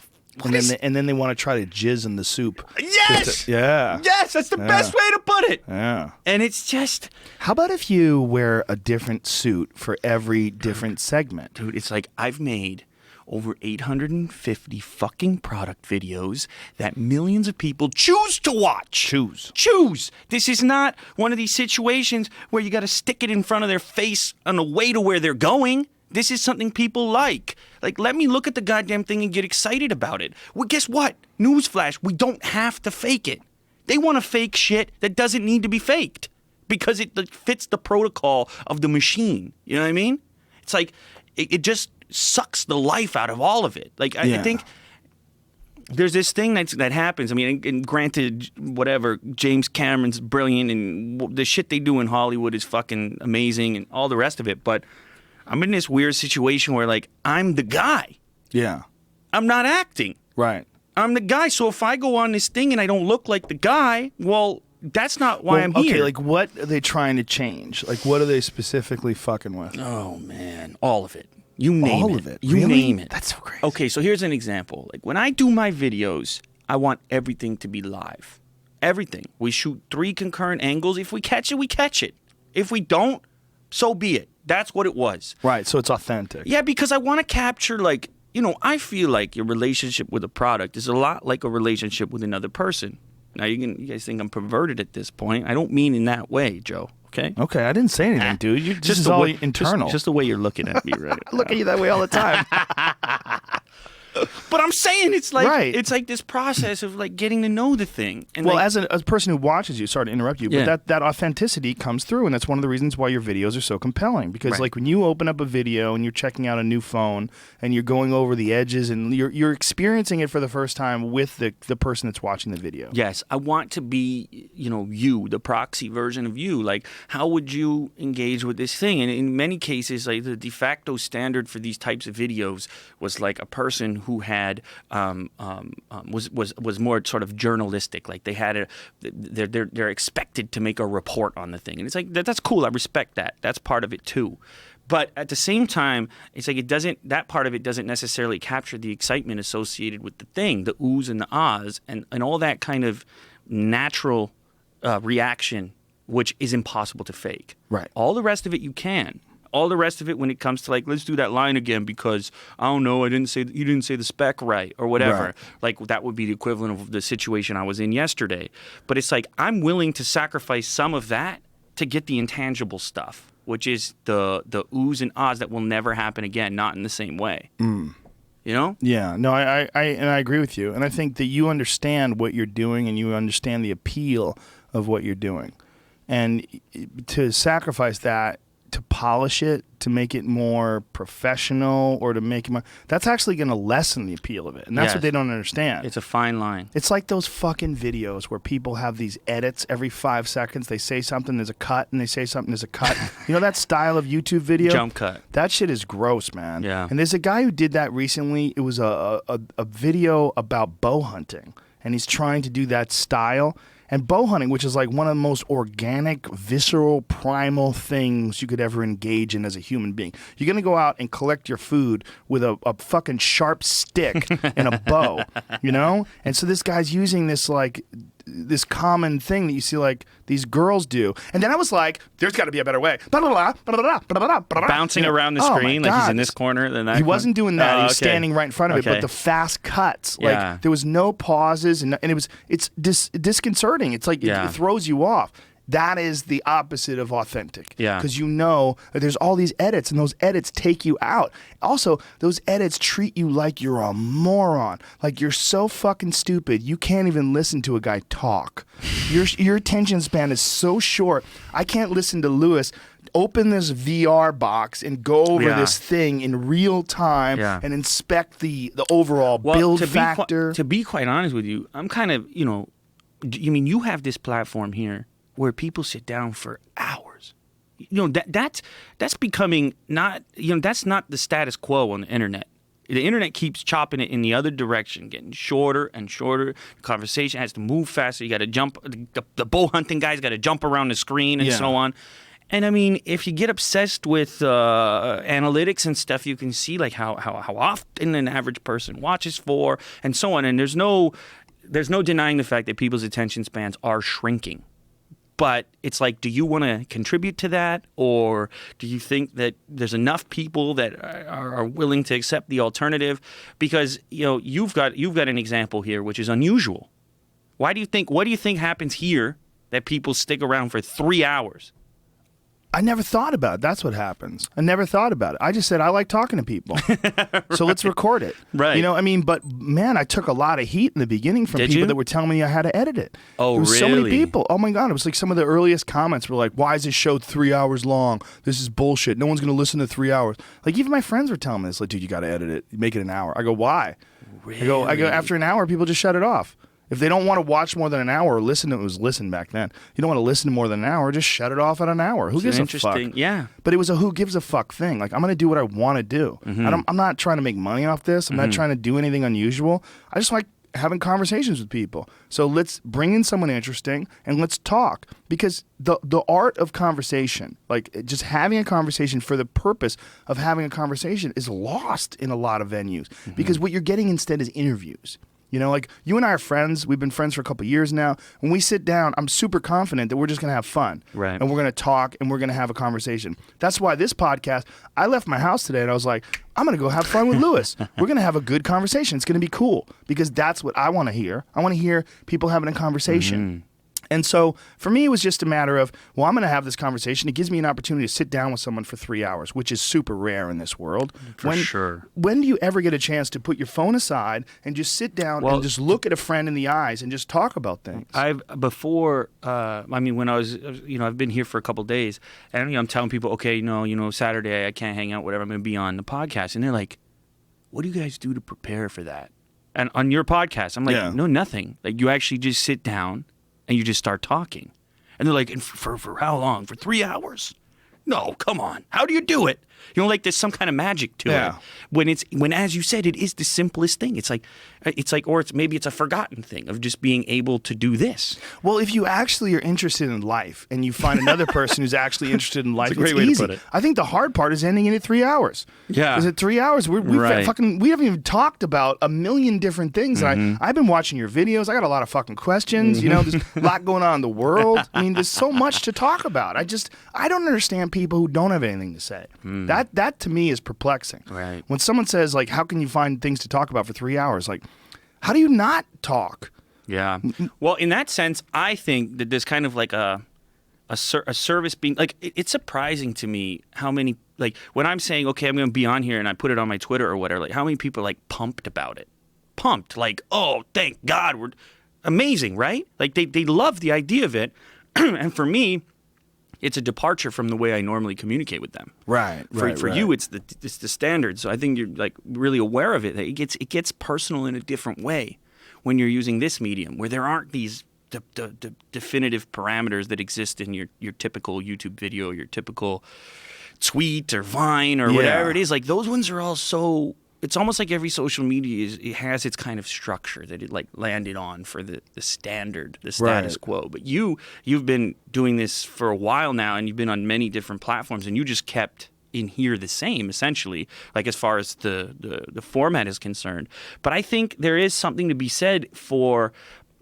I think what ends up happening in giving people that access is that it means more to them. Like you simply can't get to know somebody in a 3-minute segment that you can in 3 hours. It's impossible. So what they actually end up getting here is something that matters substantially more to them. Well, they kind of get like digital friendships. That's what I'm saying. Yeah. I think that's exactly how it's looked at. And I think in a world where we realize that there is this increasingly short attention span, you wonder how much of this kind of stuff here actually replaces the real world version of it. If people can't be in a movie theater without being on their phones, if they can't drive without being on their phones, if we are literally building new pathways in our heads for how we look at spare time, then is this thing an alternative to that? Like, is this where people get that?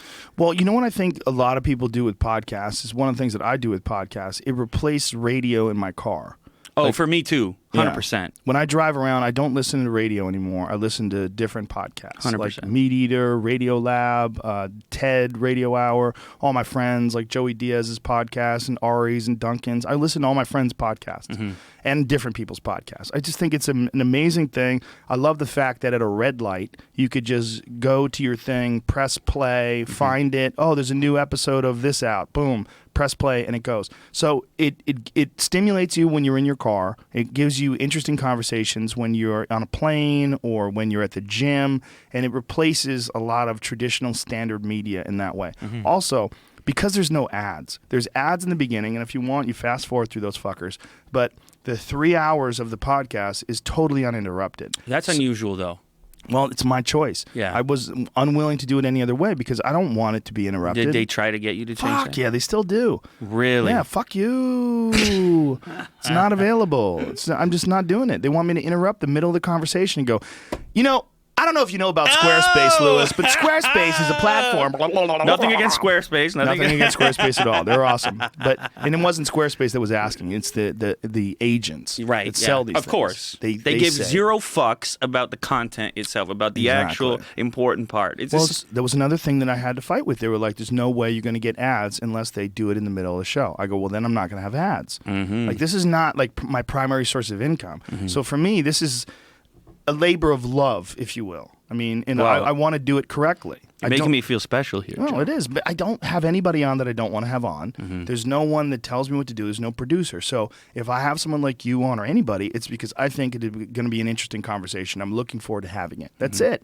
That's the agenda. That's the whole thing. So I'm not interrupting that. Yeah. I don't have any. I think it's a great message. I got to be honest with you. I don't think there's a lot of people out there pushing that particular message in the space I'm in. I think.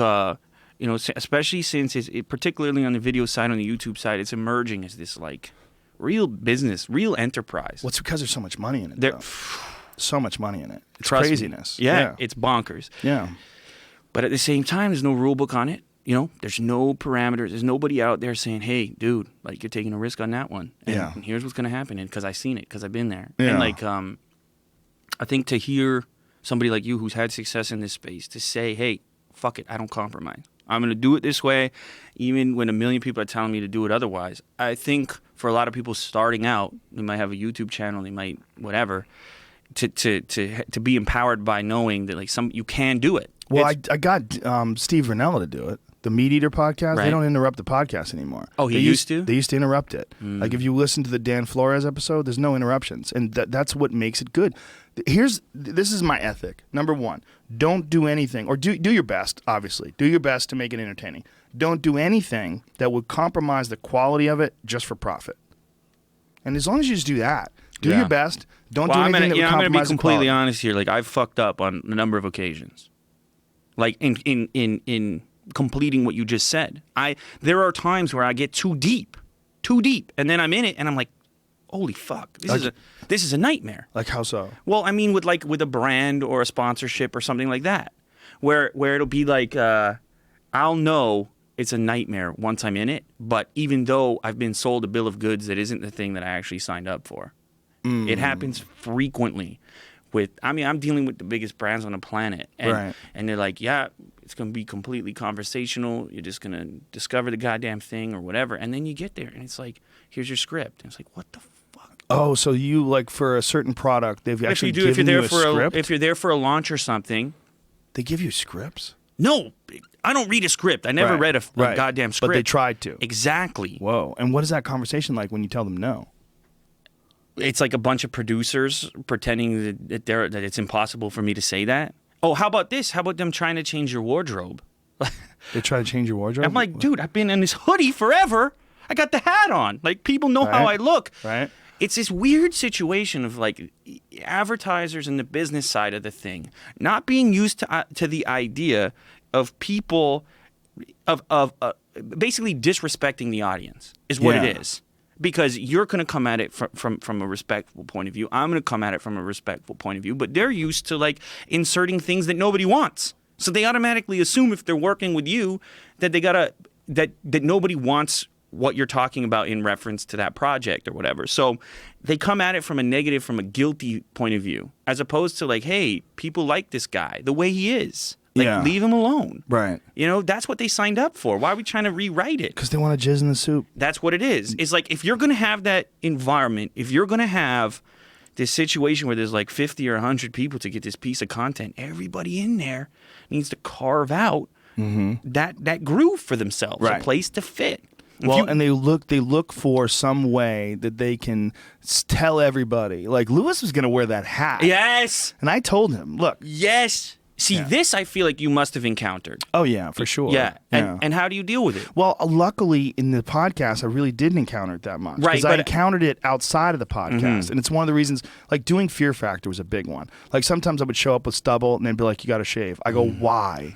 Why do I have to shave? Is someone going to watch the show and go, this motherfucker didn't shave today. I'm changing the channel. I'm like, stop, stop. And we would have these arguments Right. where I'd have some stubble on my face and they would tell me, really got to shave. I'm like, you can't tell me how to look. This is what I don't look ridiculous. I don't have a fucking big dildo poking out of my forehead. Like, there's nothing unusual about how I look. You don't get that right. It's really fucked up when you think about it. Imagine right now if you and I were wearing makeup, looking at each other. Right, like powder and shit. We're like regular guys. newscaster makeup. We're like regular guys having a conversation in makeup. Yeah. Like, that's so fucked up to think about. Well, let me tell you something. There are podcasts where they put makeup on before they do the podcast. That's a fact. I've seen them. believe it. I They have a believe it. lady I standing believe it. there, and she'll powder your forehead. I know. And she'll just go, I'm going to put some anti-shine on your nose. How pissed off must like the people in the makeup Hollywood makeup business be at like YouTube and online media? Well, the numbers. When they get the numbers in, they realize it's not. You don't really have to make someone look like a cartoon. Right. Yeah. In fact, you could make the argument that if our goal is to connect with people on the other end, form these relationships, Yeah. it's better to just in every way to be as close as you can to the real you. Right. Because that's how you form relationships in real life. Unless you're never going to see people in real life. Unless you're like one of those Instagram girls Oh. that just puts filters on and takes pictures Oh, or something. right. I know a dude who Right. does that. I know a Right. comedian dude who does that. Okay, He let puts me- filters on his fucking pictures, and you look at him and you go, whoa, what's going on with your face? You're a cartoon. yeah. Yeah. You know what you're in that a is? fog. That's the beauty mode. Beauty mode. It's on a lot of Korean devices Korean devices. specifically. Really? Like Like Samsung type things? Samsung type things, LG type things. They have a beauty mode?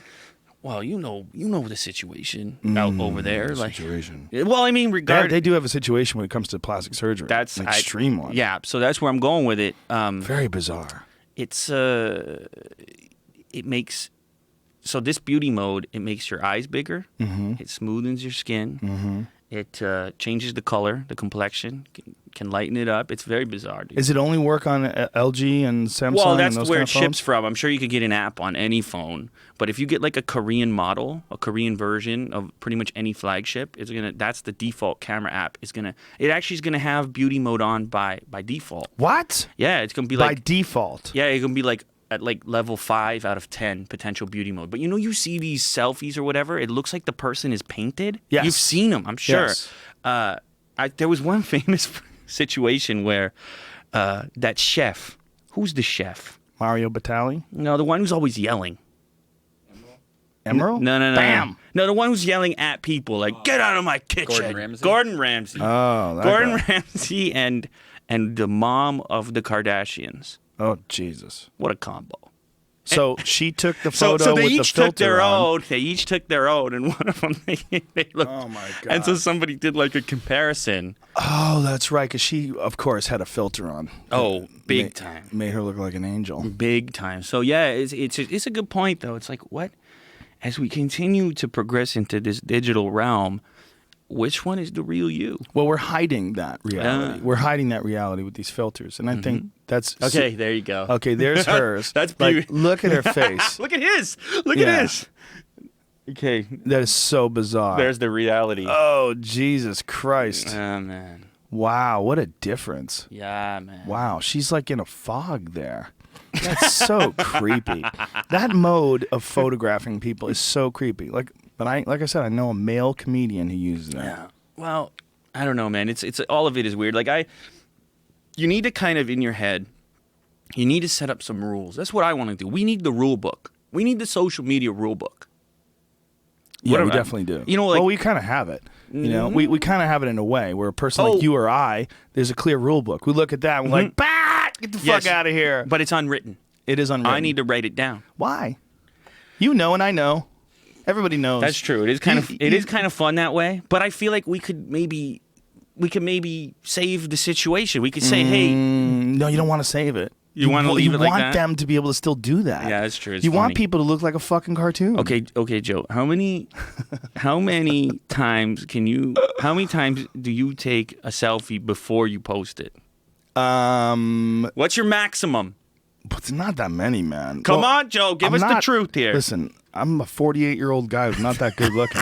There's not a whole lot I'm doing to make it look any better. I mean, I might look for the best, like, smile, You take a or few like shots. this one looks best. Taking a few But shots. it's me. Every one Okay, of them that's is true. me. That's There's no true. weird filters. But like, or are we shenanigans. capping it at some point? Like, are we going like, fuck? I just Well, it took- depends on what you're trying to do. Like, maybe you're trying to get everything in the background. Hmm. It's really dependent upon what you're trying to do. Okay. But it's never more than like a couple. You ever gone over 10?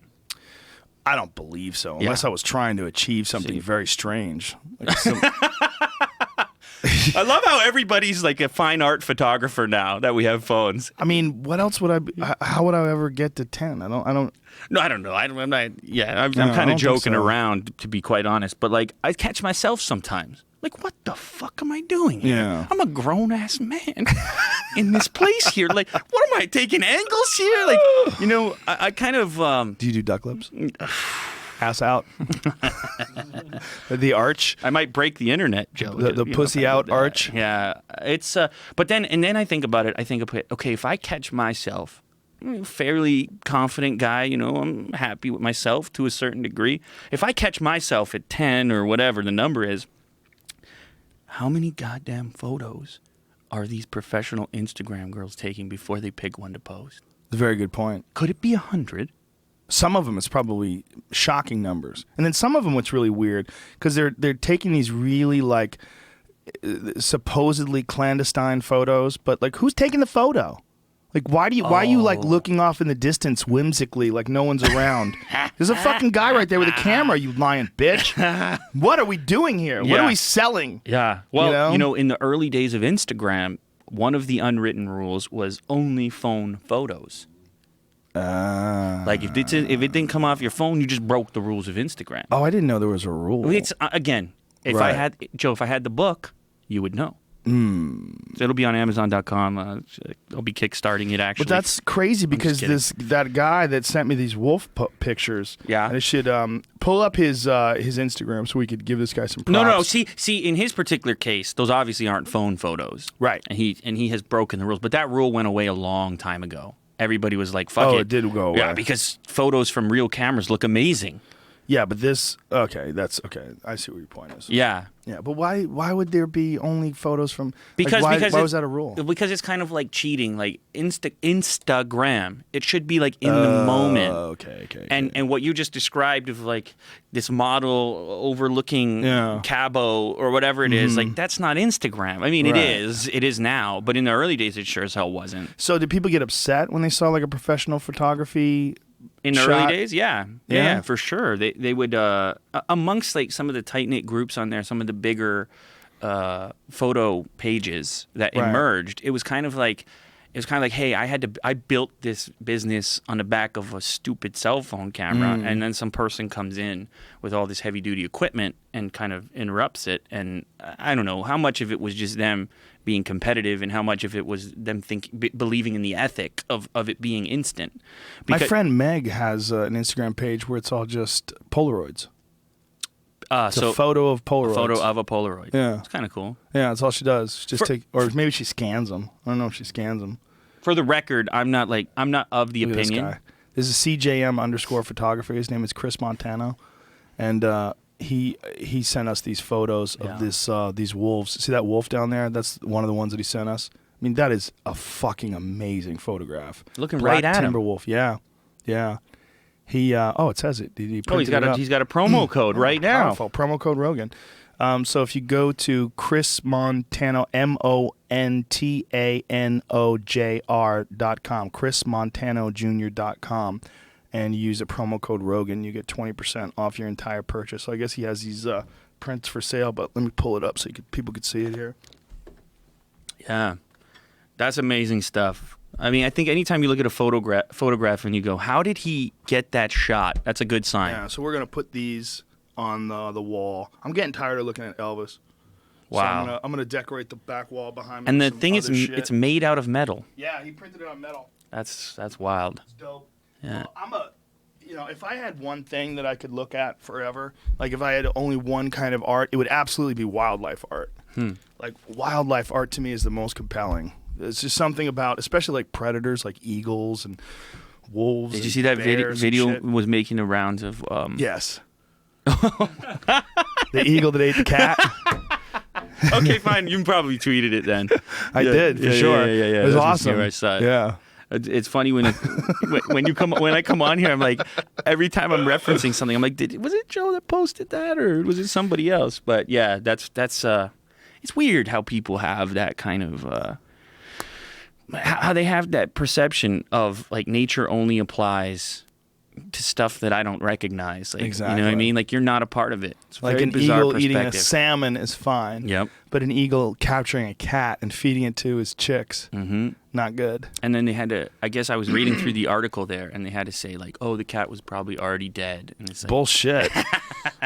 Bullshit. They fucking scoop up cats all the time. Sure, why not? That's a lie. yeah, why not? We're weird. We have a hierarchy of animals. And things like cats and dogs are more favorable. That's why that Yulin Dog Festival in China is so problematic Is for that dog people. eating? Yeah.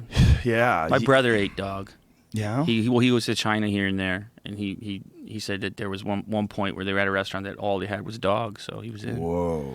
That's all they had? It was a dog. It was a dog restaurant. Like Kentucky Fried Chicken, but dogs. Kentucky Whoa. Fried Dogs. There you go.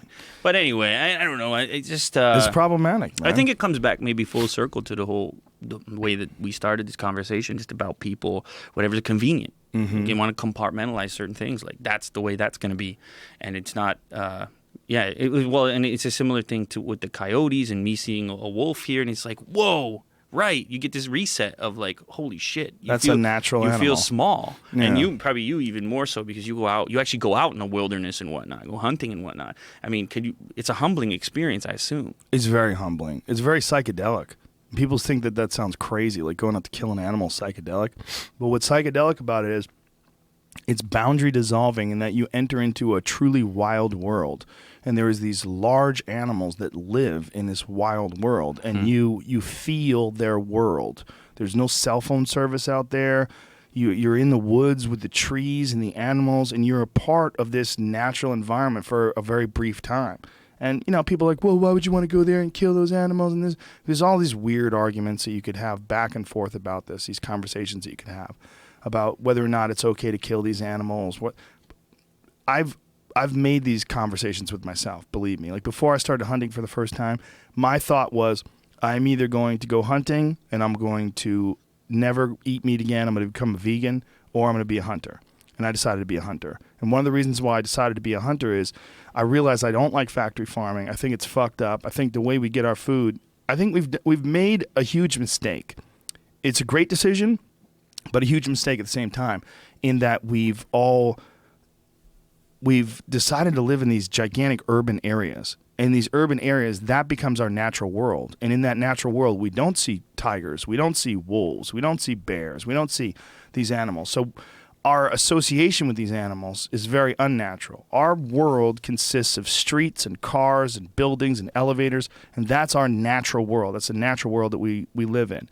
When you go out into the woods and you see the actual natural world, the tooth, fang, and claw natural world, and you find mountain lion shit that has hair in it, and you look around and you see an elk at the top of a ridge, and he's trying to fuck all these other cow elk and trying to fight all these bulls that are coming in. And I mean, last time I was elk hunting, they had found a dead elk that had been killed by another elk.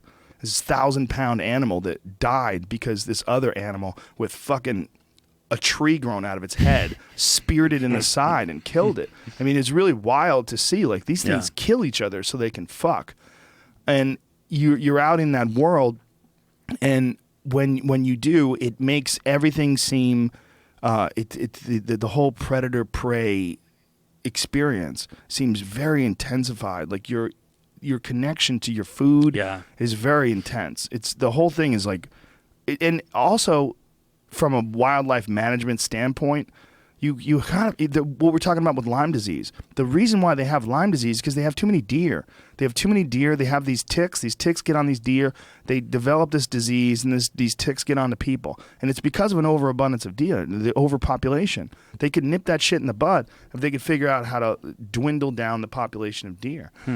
When you have too many animals, too many game animals, too many wild animals, and the balance gets overrun, whether it's too many wolves or too many bear or too many deer, like wildlife biologists understand what the correct numbers are in order to keep that harmony. Yeah. And you have two options. Option number one, hunters. They pay money, they go out there, and the money from those tags is responsible for the protection of these wildlife areas, protection of habitat, or option number two, they hire snipers. They hire people to go out there and kill these animals. And that's what they're doing in Zimbabwe with lions.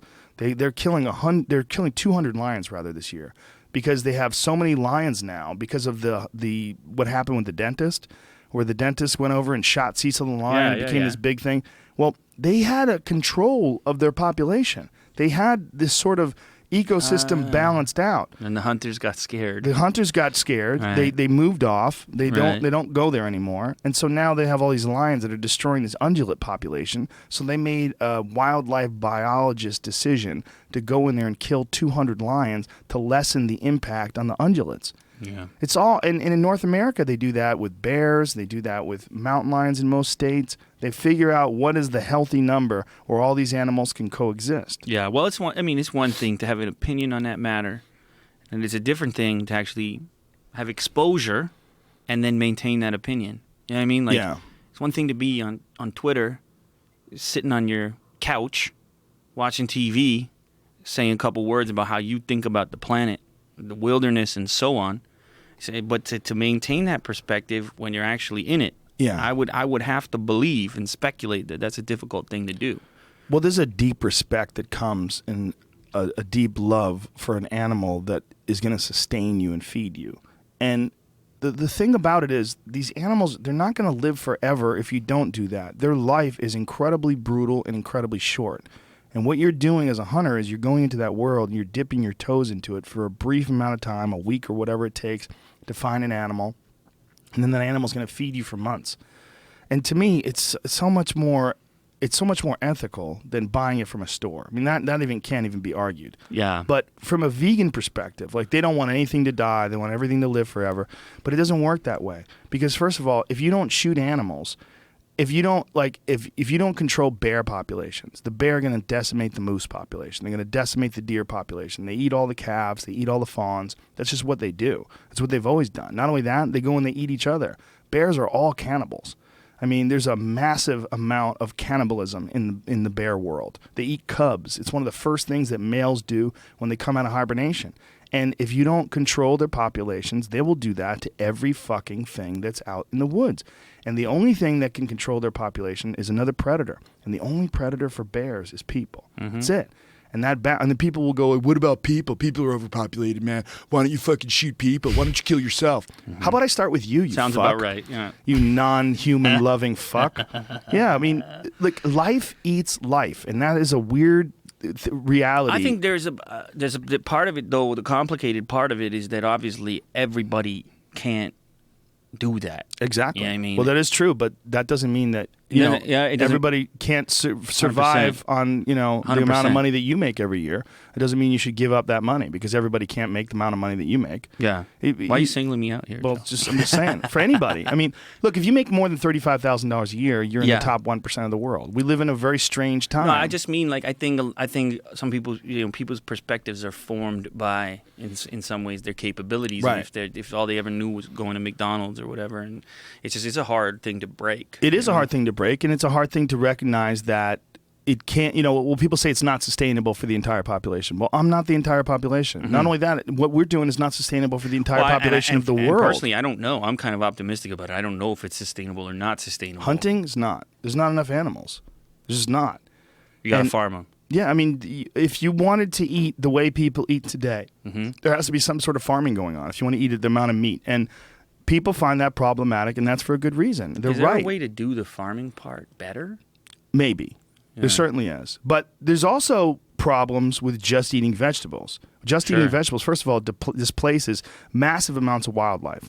Second of all, when you buy grain, you are responsible indirectly for the death of thousands of animals. There's just no way around it. Those combines are indiscriminate, and they grind up deer fawns and rabbits and rats and mice and groundhogs and everything else. Then on top of that, pesticides. Yeah. You know, I mean, unless you're buying absolute organic where there's no pesticides used, you're for sure going to be responsible for the death of millions of bugs. If you live in a house, you display, you know what I mean? Like, everybody's fucking with animals. And on top of that, there's some very real and compelling evidence that plants have a level of intelligence. We don't want to think of them as sentient because they can't communicate with us. They don't say anything to us like, ow, don't chop me down, it hurts. But they communicate with each other. There's something that plants do. Now, this is a crazy thing that they found with giraffes, that the plants that giraffes eat, if they're downwind, so like if the giraffes are eating this plant and the wind from the plant they're eating goes downwind and catches these other plants, the plants will change the chemical composition of their leaves and become more bitter, making them less attractive to predation. So they're communicating with each other. Some like, telepathic fuck, we're shit getting right eaten. there. I don't remember what plant it was that does that. But they have proven that plants do calculations, that plants are doing some kind of strange mathematics, that they're communicating with each other. They know when other plants are being chopped down. There's some shit going on with life. Yeah. And we don't have the capability to understand dolphins, okay? We don't know what they're saying. When dolphins communicate with each other, they have a complex language. They have dialects. They sound differently in different parts of the world. They recognize each other. They have a very bizarre way of communicating that we have not been able to decipher. But we recognize that it's going on because it's close enough to our own kind of communication that we say, oh, these things are smart and they're talking to each other. Well, there's something going on with plants, too. And this is a recent thing where the science behind it is starting to catch up, where it's emerging, where they're doing these tests and they're running these numbers and they go, look, they're not wooden in the sense that it's not like you're not talking about a rock. Like a living plant has some sort of awareness. There's something going on. And different ones have more awareness, and there's some sort of communication through the actual ecology of the ground. I mean, the ground itself is a living thing. Dirt itself is some sort of an organism. Right. I mean, it is like a person is. Like a person is an ecosystem. We're responsible for the lives of untold trillions of bacteria that live inside of us, right? Well, the same thing can be said of the dirt itself. The dirt itself is some sort of a strange, balanced ecosystem where worms and bacteria and all of these different funguses and all these different life forms all exist together, and then the plant feeds off of those life forms. And the plant, in some respects, relies on the death of biological things like mammals and rats and bugs. It relies on them for the very nutrients that it needs to make a plant in the first place. It's all very, very complex and deep. Connected. It's all connected. And to deny that you're eating life, some strange life form, when you're having a salad is the height of convenience. There's nothing wrong with eating a salad. But I don't think there's anything wrong with eating an elk steak either. Right. Life is consuming life, and it's just more obvious when you shoot an animal and you're there when it dies. What about when humans find a way to grow meat in a lab? It's going to be very interesting, and they're kind of there right now. Yeah, I remember reading something about they had the meat ready to go, but they couldn't actually consume it, because the governing body or whatever for food and beverage or whoever the hell it is said that it would be illegal to consume it for some reason. I can't, probably some food lobby or something. But theoretically, right, we could find a way to manufacture all this shit. 100%. Yeah, we can. There's going to be a way. And then what do we do? Day. What do we do with wildlife then? It's a good question. Well, here's a better question. What do we do when we have robot fuck dolls and there's no need to date? Dude, Like, what happens I don't when... know. I don't think we're that. I think we're already there We're pretty close. because I mean it's not a robot fuck doll, but you have porn already, which many people consider to be one of the sort of building blocks. That's what I was looking for. Building blocks of the web, like the reason that the web was adopted, or sure. VHS or DVDs or whatever. Yeah. HTML5. Yeah. And it all goes the way of porn. When porn adopts that, everything else goes along with it. Like the sort of fundamental needs that people have and so on. And so, yeah, man, you have to wonder how disconnected from other people we can get as this stuff continues to improve. We were looking earlier at this HoloLens development kit. I was recently playing with the HTC Vive, which is that's probably the VR headset to get right now. And it's like, man, these experiences are getting closer. Mm-hmm. And you look at the camera that Facebook just came out with. I don't know, it's like $60,000. Facebook buying Oculus has to be one of the creepiest things on the planet. Like to know that they see where that's going and that they were interested in that and what their sort of agenda and objectives are currently. Well, virtual communities, that's what's going to happen. We're all going to be able to sync up together in some virtual place. Right, and we'll all be like low-calorie takers at that point. We're all going to look like Asian supermodels with big tits. That's what we're going to be. We're going to go there and we're all going to like sync up with each other and we're probably going to be able to fuck each other in some sort of a virtual environment. Yeah, it's like Total Recall, man. But the thing is, it's actually... And Tonetta's going to be playing. Got a really, really, really, really, really, really nice cock. The thing is, like, the physiology part of it is only part of the conversation. There's also the psychological part in that, like, for the most part, I feel like there's a trade-off. I feel like women in my life make me different than I would be if they weren't in my life. 100%. And in many ways, I think they make me a more moderate person, like, about the way I think about a lot of things. Because you want to fuck. And you want them to like you.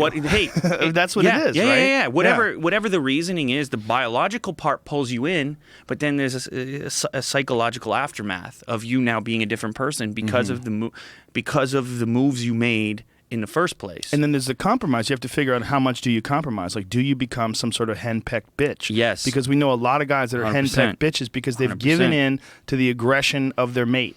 Like, their mate is the dominant one in the relationship. You know, I have a relative like that. I have an uncle like that. Yeah. He's got a wife that just runs the ship, and everybody just gets the fuck out of the way. So part of me worries, though, that, like, in the absence of those interactions, what happens to the psyche of males and females now, just kind of allowed to bathe in their own perspective over and over and over again and never have to make those adjustments and never have to make those compromises? Because historically, that hasn't really been a good sign. You send a bunch of guys into jail without any females, or you send them off to war without any females, they become fucking savages pretty goddamn quickly. So is that what's going to happen? Is the digital onslaught going to create some kind of hyper-aggressive male? It may do the opposite. Oh. It may do the opposite because all of your sexual needs will be satisfied All the so easily that you'll be satiated. So your need for sex is not going to be there anymore. So maybe your need for posturing and aggression won't be there anymore because the need for you to be preferable to the other men. You don't have to posture. You don't have to peacock. And if you could just put on your Facebook virtual reality headset and go fuck the Asian supermodel in another dimension, like, why would you be a dick? I'm with you on that, but what about never having to compromise? That's a problem. See, because we talked before about all these people that suck because they want to control everything about their lives. Right. Because they don't want to interact with people. It's all got to be their way. What the fuck is this lineup? What the fuck is this car in front of me? What the fuck is this and that? They want to complain about everything. I want to sue this person over here and do this over there. And in an environment where we take that a step further, and now we never compromise for other people. When we do emerge from our headset world, what is our personality? It's a good question because, like, what is our personality based on? Most of our personality is based on the long-running equation of your life. Yeah. All the interactions you've ever had with other people and how they've reacted to you and how you've adjusted your personality accordingly. Yes, there's a cool... This is reminding me of something. There's a cool channel on YouTube called Smarter Every Day. I don't know if you've ever seen it. No, never heard of it. Okay, it's a guy. He's a scientist, and he does these videos that sort of I don't know. attacks sort of everyday things that might seem obvious, but then breaks them down a little bit.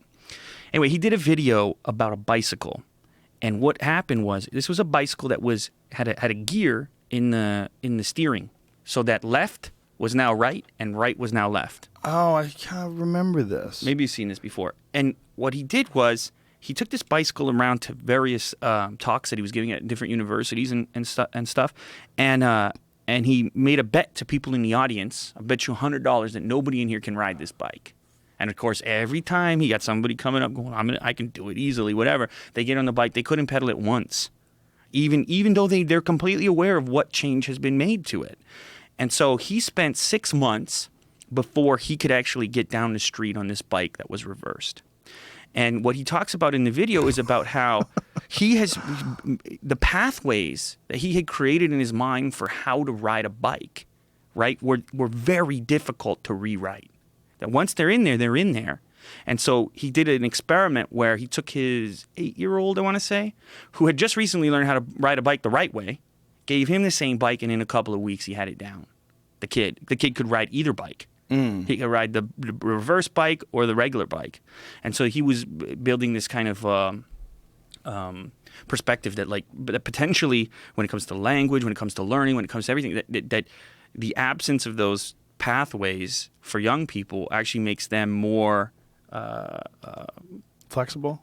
Yeah, a greater ability to change their way of thinking on a more frequent basis. Because he was looking big picture at it. And the funny thing is, when he went back to go back to the regular bike, he couldn't ride the regular bike. Wow. That doesn't make any... Maybe he's retarded. That's possible. I doubt it, though. He's a really smart guy. I doubt it, though. He talks a bunch. He might just be uncoordinated. I mean, it's like I would like to see the same we're thing getting with you the athletes. bike. We're getting you the bike, Joe. Yeah. I would like to see the same thing with an athlete. That they could figure it out? Well, they might have a better understanding of how their body works. It's true. I don't know how critical the test was. I think he had a number of test subjects. Yeah, because I just feel like it's like a boat. You know, like when you're steering a boat, if you want to go right, you turn the rudder left. You know what I'm saying? Like if you have an outboard motor behind you and you want to go to the right, you have to go like that. Conceptually, it makes complete sense. It's the fact that it's actually... There it is. Yeah, here it is. It's actually not the fact that you don't know how it's working. It's the fact that you keep triggering back into that state of mind of riding a bike. Right. And when you're riding a bike, you're not thinking about riding a bike. You're just riding it. Yeah. You can watch complete a bunch of people fail in the actual video. Well, it makes complete sense because pathways that you've developed are incredibly difficult to break. And one of the things that when I was teaching martial arts, I found was it's way easier to teach a person who has no martial arts experience whatsoever than a person who studied a different style where they might be using bad mechanics. So if they developed bad mechanics and then they came to a really good school, it was incredibly difficult to break them of their bad habits. Whereas like if I could get two people and one person was say one person maybe even had a black belt in one style and one person was a white belt, I feel like if the black belt had bad technique and bad form and bad mechanics, if I could watch the two of them progress over a few years, eventually the white belt would surpass the black belt and move forward and be able to reach their full potential. Where the black belt with bad mechanics, even though they might know how to fight good because they might know what they can do, and even though what they're doing is not optimized with the most effective technique, they know how it works and how it fits in the language of the community. Like I think fighting is kind of like a language, and even with like your shitty words and your bad grammar, you could still form a sentence and still talk and communicate with people. That's similar to the articulation of a real polished technical martial artist versus a person with like a very limited vocabulary with street knowledge. You know, the person with the polished vocabulary will be able to express themselves more clearly.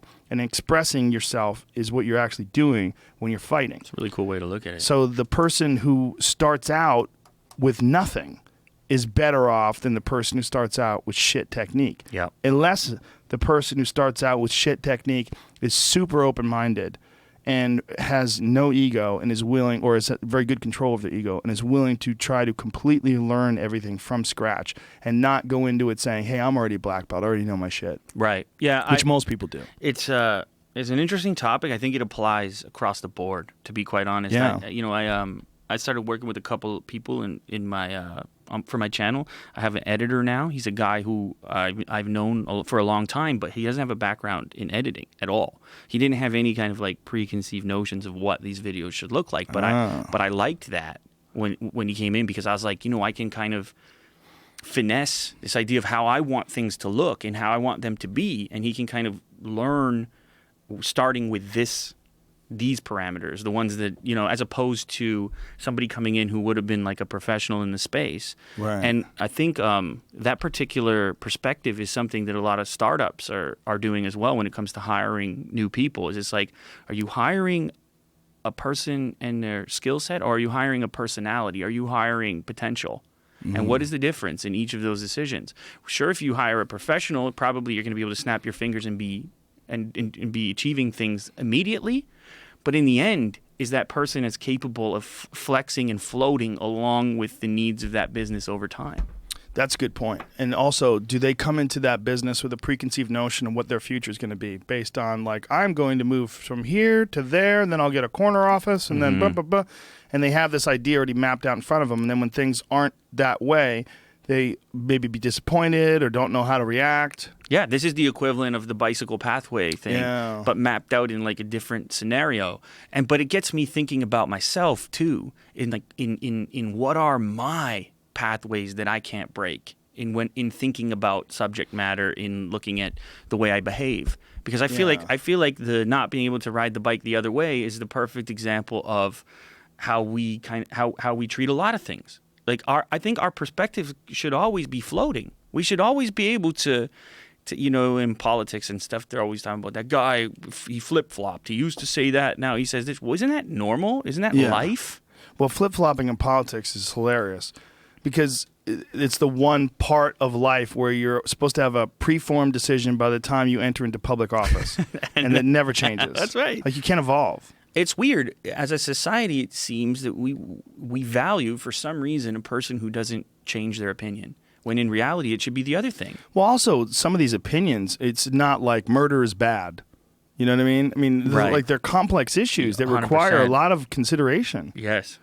You know, I mean, especially when it comes to things about maybe the economy or things about what should and shouldn't be a crime, and what is it actually a crime to make people prisoners? Is that more of a crime than selling drugs? Like, what is the crime here? You know, It should be dynamic, and, Yeah. and it always has been dynamic. That's the thing, but I don't know what it is exactly that holds it back. I think it's a fine line, because on the other side of it, if a person's bouncing around from day to day on how they feel about something, it could be a Right. fucking nightmare as well. well, then they shouldn't be a leader. Right? Yeah, I mean, that's sort of no. the I problem. even in your life, Yes. in a relationship, Of course. Yeah, Yeah, it's yeah, like. yeah. It's like there's this groove somewhere in the middle of like committing to certain things but being open-minded about others. It's like kind of a balance to it. Well, isn't that the case with pretty much everything in life? That life really doesn't have a whole lot of real solid black and whites. That there's a lot of room for consideration. There's a lot of variables that you're managing on a daily basis when Definitely. it comes to many things in life. Definitely. And that's why a lot of things, when you look at them and you go, ooh, well, okay, well, there's a lot of ways to look at this. And when Yeah. someone wants to come at it like from a real hard black or white perspective, that usually is either someone with a deep agenda or someone who doesn't have a considered, nuanced perspective Yeah. of the subject at hand. It's one of the most frustrating things about like living a substantial part of my life on the internet is that, and I don't know if we talked about this previously or not, but it's like it's this idea of everybody having kind of a microphone, everybody being able to blast out their kind of perspective. Like, I don't like the comment section on YouTube, and my comments are not that bad, okay, but I don't like the way it works. The idea that you could create this video, put all this effort into it, formulate a perspective, and then everybody's going to scroll to the top comment, and this dude put in what? 10 seconds? A knee-jerk reaction, and he gets to occupy that real estate? I don't like it. I think there's a better way to do that. What is the better way? I think the person who published the thing has to have a little bit more control over, kind of like in a forum traditionally, how you could have moderators who had certain abilities that others didn't. You should be able to promote people in your community to be kind of the authority figures. Just like everything else you have to manage in life when it comes to people. But isn't that censorship in a lot of ways? I mean, No, I don't think it's you censored. have the option to not have comments. Okay, but that's not a good look. It's not a good look. No. You have comments turned off. You're a feminist. Yeah. Like if I come to your video and you have comments turned off, I'm like, oh, I get it. I get it. You're probably talking bullshit because you're not even willing to have anybody say anything here. Well, they can say it. They just don't say it right underneath your work. Yeah. See, I wish. I mean, tricky, it would be right? cool that if it was that way. It would be cool. And trust me, whenever I engage in anything slightly more artistic or subjective online, I'm thinking, man, it'd be cool to turn off the comments and let it just breathe a little bit. But at the same time, I'm like, this is the format that has been what everyone's accepted and expects now. And so I feel like probably the healthier approach is this idea of tweaking it. And what are the numbers? Like, what percentage Tiny. of people actually comment? It's fucking tiny. It's so But fractional. they dominate the goddamn perspective. That's the problem. And the ones with the shittiest points of view Yes. are the ones that are the loudest. The loudest, most black and white, just like the headline science we were talking about before. There's a reaction that you have to a really negative, aggressively shitty comment. Yes. Where it's like a... I'm going to reply to that. This And now there's a whole thread underneath that guy's single comment, which then pushes it to the top because it's creating conversation. And this Yeah. is stuff that, like, on the highest level, the biggest businesses in the space, if you're Google, if you're Facebook, they're having boardroom meetings about this stuff. Did you hear about what Clinton's doing? No. Hillary Clinton is spending $1 million to combat forum trolls and people on Reddit and Really? Twitter and social media. Yeah. With what? With her own mercenaries? Who's going to do it? Exactly. They have 100 people that are working for her that actively go out and correct people that are saying negative things about this fucking career criminal See, that might be the president of the United States someday. I don't like that either. You know, when I'm talking about maybe tweaking the comment system, hell no to that. But look at this. Like, see, do you have it, Jamie? It is bizarre. Yeah, it's creepy. I mean, this is the first time anyone's ever done this before and done it openly. The way that politicians have been able to use social media. Paying online trolls to attack anyone who disparages her. Hey, who's the guy who wrote that? Isn't that the guy, the Twitter guy? Who? Oh, is it that guy? People were complaining. Is he black Oh, or it's is that he guy. white? He's Yeah. it's the white guy that pretends to be black. It's not Izzy. He definitely is. I don't know. I haven't followed Yeah, it. if you follow it, there's no evidence whatsoever there's any African American in him at all. You look at his brothers and his sister, they all look like him. His dad's white. The whole thing is a mess. His mom's white. Yeah, don't ever pull up this guy's articles. There's a lot of other articles on it. That guy is a fucking fraud. It's weird that guy's employed, too. He's employed by, like, the Daily News or something like that. Yeah, that's what it was. Jesus Christ. Like, do you guys have Google? Like, what do you do in Daily News? Probably because he can promote the article and tweet it out. I assume he has a following. I guess. I Yeah. mean, there's a lot of that going on. Who the hell Isn't that knows? what's that is a lot of what's happening with these newspapers too. They've sort of fallen into Dying the clickbait breed. realm Yeah, too. yeah, They have to survive on that. Uh-huh. Do you remember when they used to try to make you pay to subscribe? Some do. New York Times is still paywall. You get like They still do that. 10 articles, and then you have to pay to continue beyond that. Oh, God. Newspapers, I mean, those institutions are the most entitled group of people that still exist. Them, maybe radio. I can't wait, to be honest, for every car on the planet to ship with Android Auto or Apple CarPlay, because then it's a wrap. Android Auto, but the problem is, like, I've seen a lot of cars that have Google CarPlay. I have it in one of my cars. Oh, okay, cool. But I don't recall ever seeing a car with Android Auto. But isn't Android at least 50% of the smartphone market? Oh, yeah, probably more. Maybe not in the U.S. Globally, it's more than 50. More than 50. Yeah, but because in emerging markets, nobody can afford iPhones. Right. You know, But you could tell me this. Like, the latest, like, Samsungs, like the Galaxy S7. yeah. It's basically a wrap, right? I mean, they're a wash. You've got pros and cons, but Yep. they're both pretty goddamn Oh, commensurate. yeah. Oh, 100%. I wouldn't have a problem recommending, an S7, any of the Nexus devices. What else? I mean, the one that I didn't really like that much. I haven't made a video about it. Sometimes the problem with me is sometimes if I'm not into something, I just don't make a video about it. And so people are like, why is this guy always so fucking excited about everything? It's like, well, shit, I want to make a video about the stuff I'm excited about. Trying to be positive. Yeah, like, and I understand how that can look like, you know, you're just always you're not taking a strong position. But it's like, if I put my SIM card into a phone and I'm not feeling it, it's not going to last in there very long. Yeah. You know? So anyway, I had some issues with LG's latest phone, even though I like some stuff about it. The G5, it's a modular phone. So it's like, I don't know if you remember, there was this thing called Project Aria. I remember. Yeah, it was a you could modular upgrade. phone. You could anyway, Yeah. that obviously never happened, but LG kind of took the approach of like trying to make what the consumer version of that would look like. So there's modules. So the battery compartment, you can pull out the battery and then reinsert like a camera module, which is going to give you a better grip, different attributes to the camera. What? You can then pull this fucking thing up. you can then pull that out, and you could put in you could put in another module, which is a better headphone amplifier. So you can run better headphones off of your phone. Really? Yeah. So, and I like that kind of shit turns me on.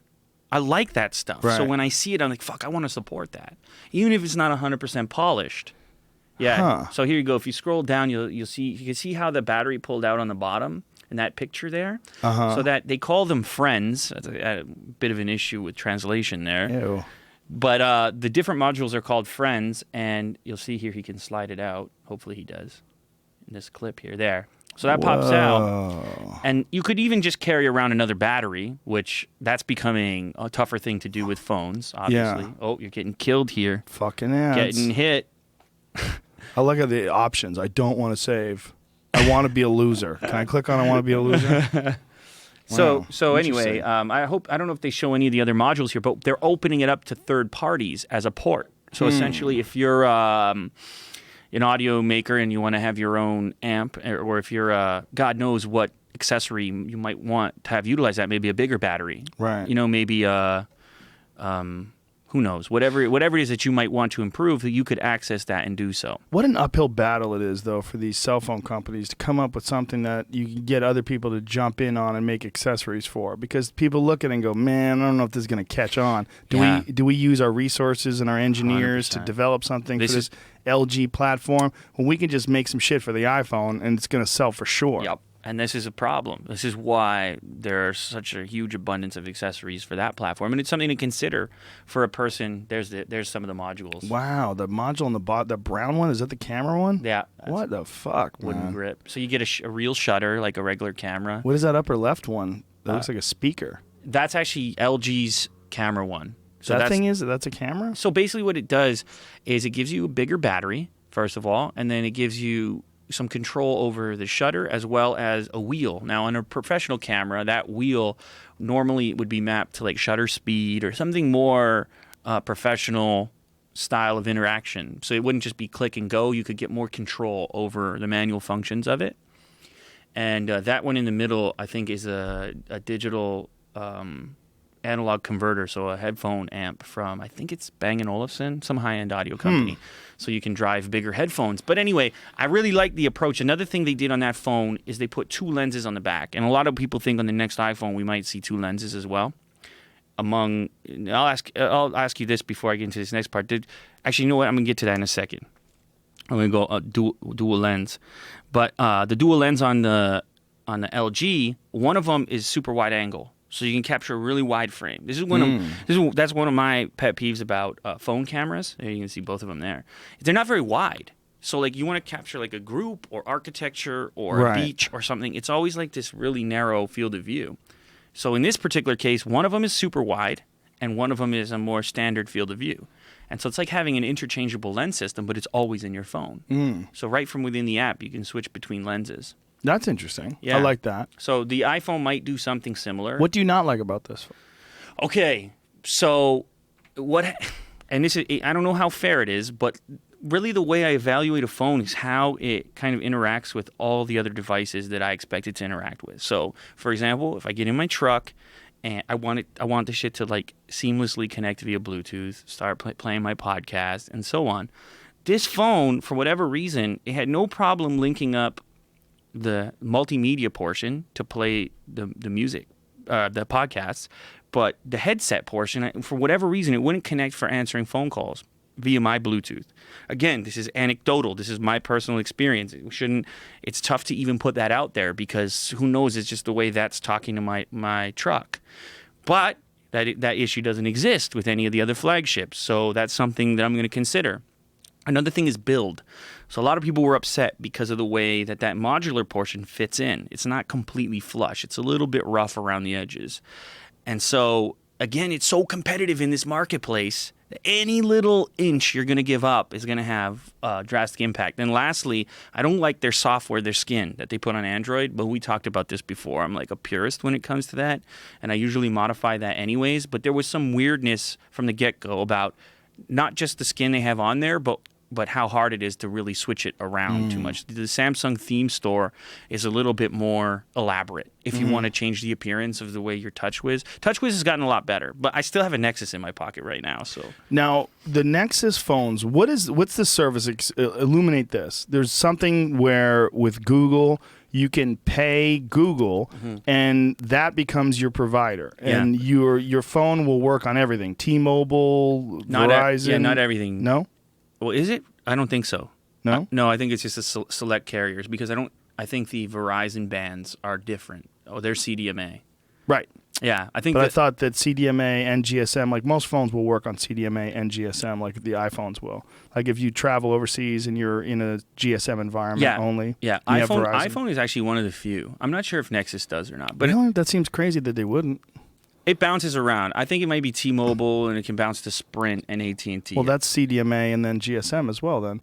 So they're going back and forth between two different types of bands. Are. I'm not 100% sure. That service is not available where I am. Oh, okay. Okay, so in Canada? Yeah. It's not available? No. So I'm not 100% sure on that. But with Nexus devices in general, you can do whatever you want with them. They're completely unlocked. So even if you just went to the Google Play Store and ordered a Nexus 6P or 5X, any SIM card you put in there is going to work. And Nexus does it that way so they can give you the pure Google experience. You're buying it directly from Google with no skins, no apps, no TouchWiz, no bullshit. And the tough part about that is there's so few people who have ever even experienced it because you can't pick it up in a Verizon store or an AT&T store. That's got to be frustrating for the Google people. Yeah, I think so. But at the same time, it feels like they could do more from a marketing perspective to build awareness around the brand. Definitely, because I'm barely aware of it. I know, most people are. I think part of it has to do with it's kind of like the oil business and the highway business, and it's like you don't want to piss off carriers. Right. Because carriers still pull so much weight in this But world. it's just weird that the carriers would want to jizz all over the soup.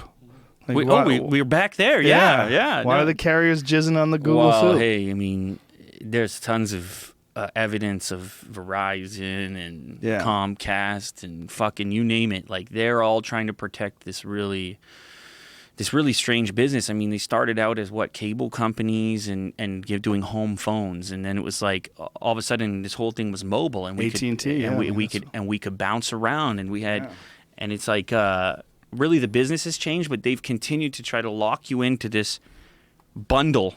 Yeah. The bundle of things that you could have, the TV package that's $200 and you watch 4 stations and I mean, they're banking so hard that I can understand what they're trying to protect. You know, they're trying to lock you in. Anything you buy that they got to lock you into a contract and it's a few $100s. I mean, it's pretty obvious. There's a bit of a play there. Yeah.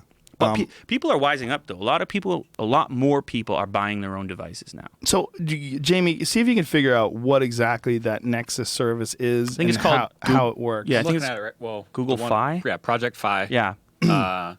It's not saying anything on here specifically about which networks. Click on the network button. It just says it chooses the best network, and it goes from LTE to Wi-Fi back and forth. It doesn't say which carrier they're actually in this. LTE to Wi-Fi. Yeah, it bounces back and forth. LTE, I'm sorry. Yeah. To Wi-Fi.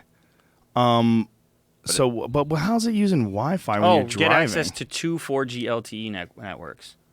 So it's 2 networks. I don't remember who they are. Fi access the best of 2 4G LTE networks so you can connect to more towers and get fast speeds at more places. I'm nearly positive that one of them is T-Mobile.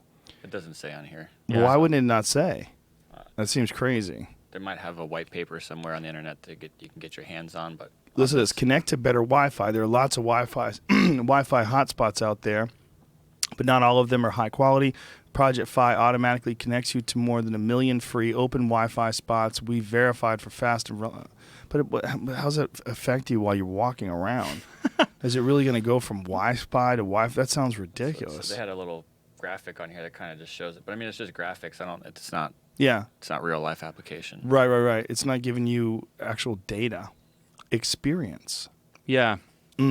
Calls and text over Wi-Fi for more coverage. See, this sounds good in paper, like maybe in 10 years. Yeah. Calls transition seamlessly from Wi-Fi and cell phone networks. Tell the people their phone drops off left and right, and they're yelling at you. I fucking hate this. Switching networks. I'm going back to T-Mobile tomorrow. Bit of a nightmare. I don't know. I mean, again, this is kind of along the lines of that modular phone. It's like, I like it. It speaks to me in some way. This idea of innovating in the space, but that doesn't necessarily mean it's all the way there.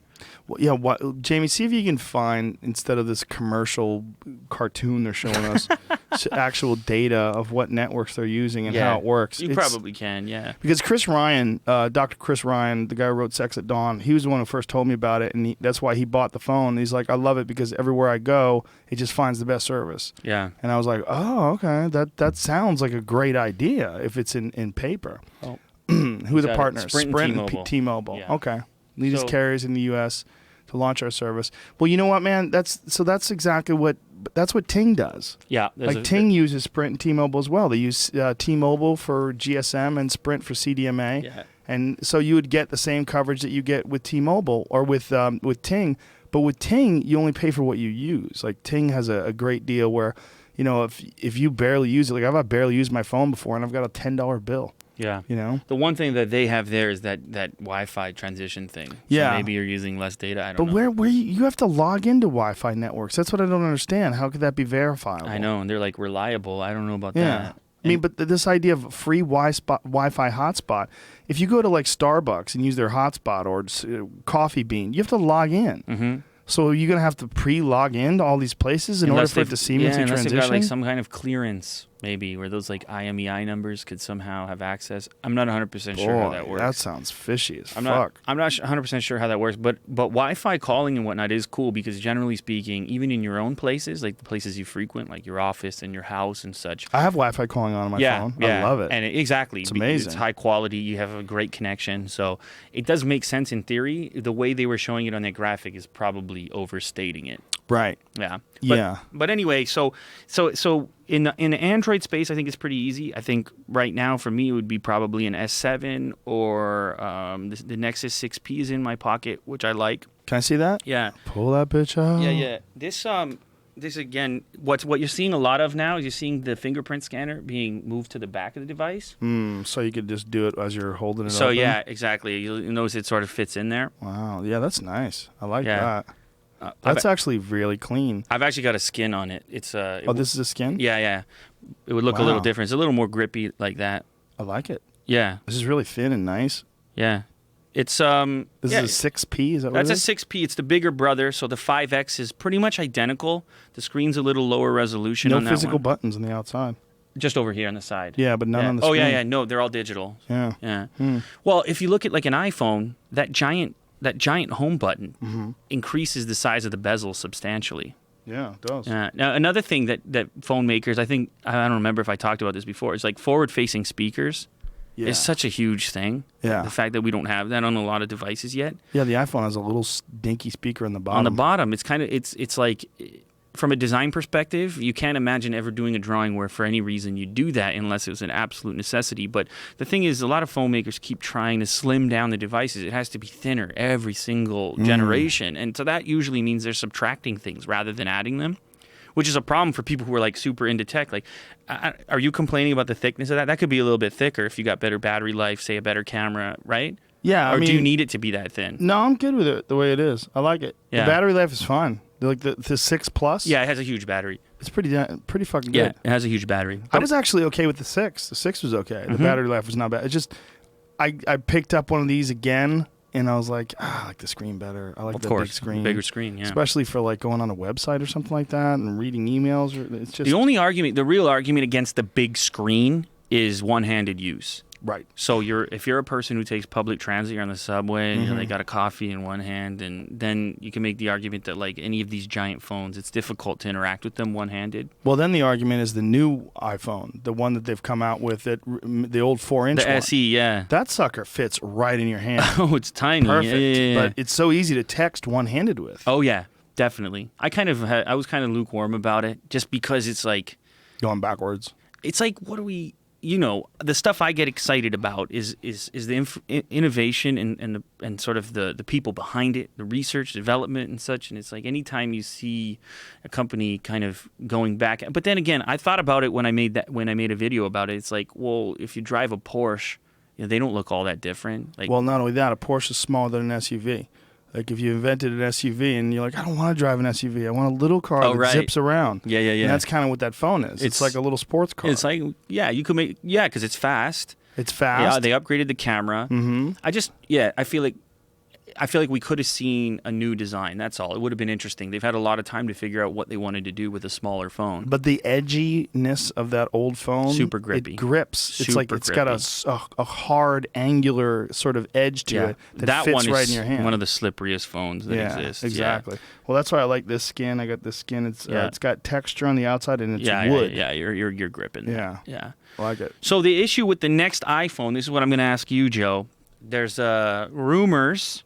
They're probably beyond rumors that they're going to give up the headphone jack. Yeah, that's gross. You're not happy about that? No, I think that's gross. Like, cut the shit. What if you're going to get improved audio? How much improved? What are you doing? You're just making things proprietary. Like they're trying to sell a fuck ton of Beats headphones. Is what they're trying to do. They own Beats and now. then also the problem with that is, are you going to be able to charge it at the same time as listening to music? Is it going to be one of those things? So here's the thing. I had an idea.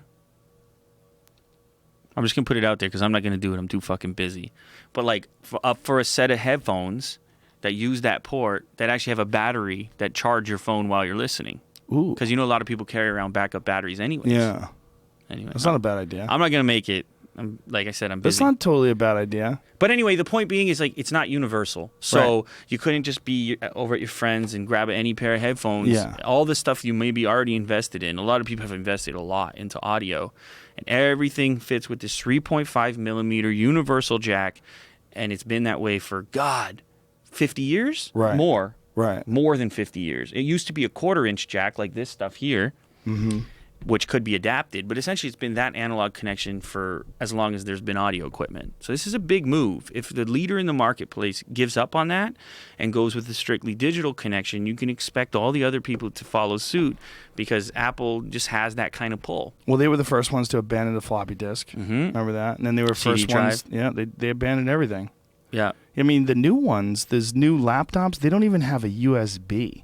They just have the USB-C. Yeah. Yeah. Like, what? One port to provide power, to interface with it. Yeah. It should have two. Most of the PC manufacturers with competitive products to that MacBook have two USB-C ports. Yeah. Do you think that they're trying to establish the cloud? Is it to try to encourage people to upload data to the cloud? That's part of it. But honestly, not to be too pessimistic about it, but Apple does have a history of this sort of planned obsolescence. Mm-hmm. And I fully believe that at least with the next generation, a lot of people were hoping it would be this generation. You'll just see that second port, and they'll go now with 2 ports. And everybody runs the line up for it, Yeah. But anyway, the most controversial thing on the next version is certainly going to be this idea of giving up the headphone jack. Is that confirmed? Is pretty fucking close. I got a question about that. Wouldn't they still be able to use that little port to have headphones that plug into the charging Yeah, port? an adapter, you mean? Those are new headphones everyone has to go buy, but that doesn't completely kill headphones. Or Yeah. wireless Oh, yeah. headphones They or could whatever. totally stick an adapter. Yeah, but then you'd in there. have to have some new thing in your pocket that you'd hold on to The when you adapter, wanted yeah. to. Yeah, that's annoying. Doesn't have to be an adapter, but they could put out, just like they put out earbuds with every iPhone, they could just give you new ones that plug into there. And Oh, yeah, no doubt. It's just a new earphone. Oh, yeah, everyone no has. doubt. Right, but the problem is you wouldn't be able to charge it at the same time. You would have to have one or the other. No, Either I'm saying that wouldn't be wireless. The new ones they give you wouldn't be wireless. They just plug into the the port we charge into now. Right. That's what I'm saying. That's You couldn't exactly what I'm charge saying. and listen You at couldn't the same charge and time. listen at the same Oh, time. I get you on that. Yeah, yeah, Okay, yeah. okay. Yeah, no, there's going to be some drawback, and people are going to lose their shit, and then everybody's going to buy the fucking iPhone. Well, it's so convenient that it works so seamlessly with your laptop, and Macs do make the best operating system for home computers, in my opinion. I mean, I don't know. We're going to try some Windows shit out because Razer is going to send us some. I heard about some this. laptops. Holy, am I invited to this party or what? Hell yeah! You want to get in on the Doom party? We're going to have a Doom Do you LAN party. really know what you're getting into here? In what way? Well, I don't know. I mean, how elaborate will this thing be? What kind of systems are you getting? What's happening We're here? probably going to use Razer's laptop systems. They have gaming laptops that are pretty fucking Sure substantial. they do. Yeah, definitely. And so the we're Razer gonna- Blade. I actually was one of the Razer developers, like early back in the day in the 90s. Excuse me? Yeah, I was one of the guys who helped them with their mice. Get out of Because town. You the- know how much cred you're getting right now? The original Razer guy, Robert Krakoff, was a friend of mine, and he was trying to figure out. I met him, I think, at E3. I think I met him there. I forgot where I met him. But, I was friends with, like, the id Software guys, like, way back in the day. I met John Carmack way back during Quake 2 when they were developing Quake 3. I got to play Quake 3, like, the early developer model. You were deep, man. That was deep. They had their original, the Razer Mamba, their original I know the high mouse. sensitivity Yeah. mouse. And ergonomically, people didn't like it. They loved the fact that it was like a really super sensitive module inside of it the sensor that would pick up the movement. It was super sensitive and high DPI. But we didn't like the ergonomic, the shape didn't seem right. What And was wrong with the shape? Too flat? it was a really weird shape. It Oh. had like a hump in the back, then it leaned forward to a flat front like a duck's foot. It was real weird. Do you remember the early shape? I'm trying to remember it right now. I don't think I can pinpoint it in my head. Well, obviously, people have different shaped and sized Well, because hands. and also some people employ the claw. Yes. They have a different grip. Yeah. And so I guess you'd want a different shape depending on the grip you use. Well, there's a lot of variables, right? One of the variables is, do you rest your arm? Do you rest your arm, or are you a hoverer? And do you go with high sensitivity, or you do low sensitivity and quick movements? And do you use mouse sampling?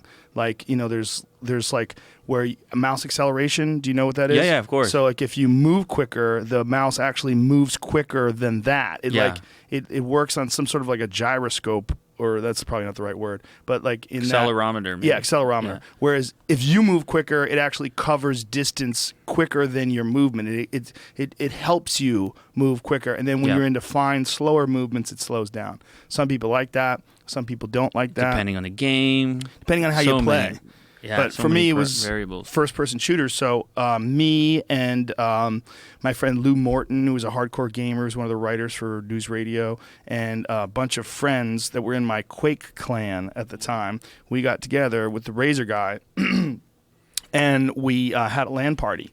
And we all we brought in a bunch of different shaped mice, and we all showed which mouse we used and why we used it.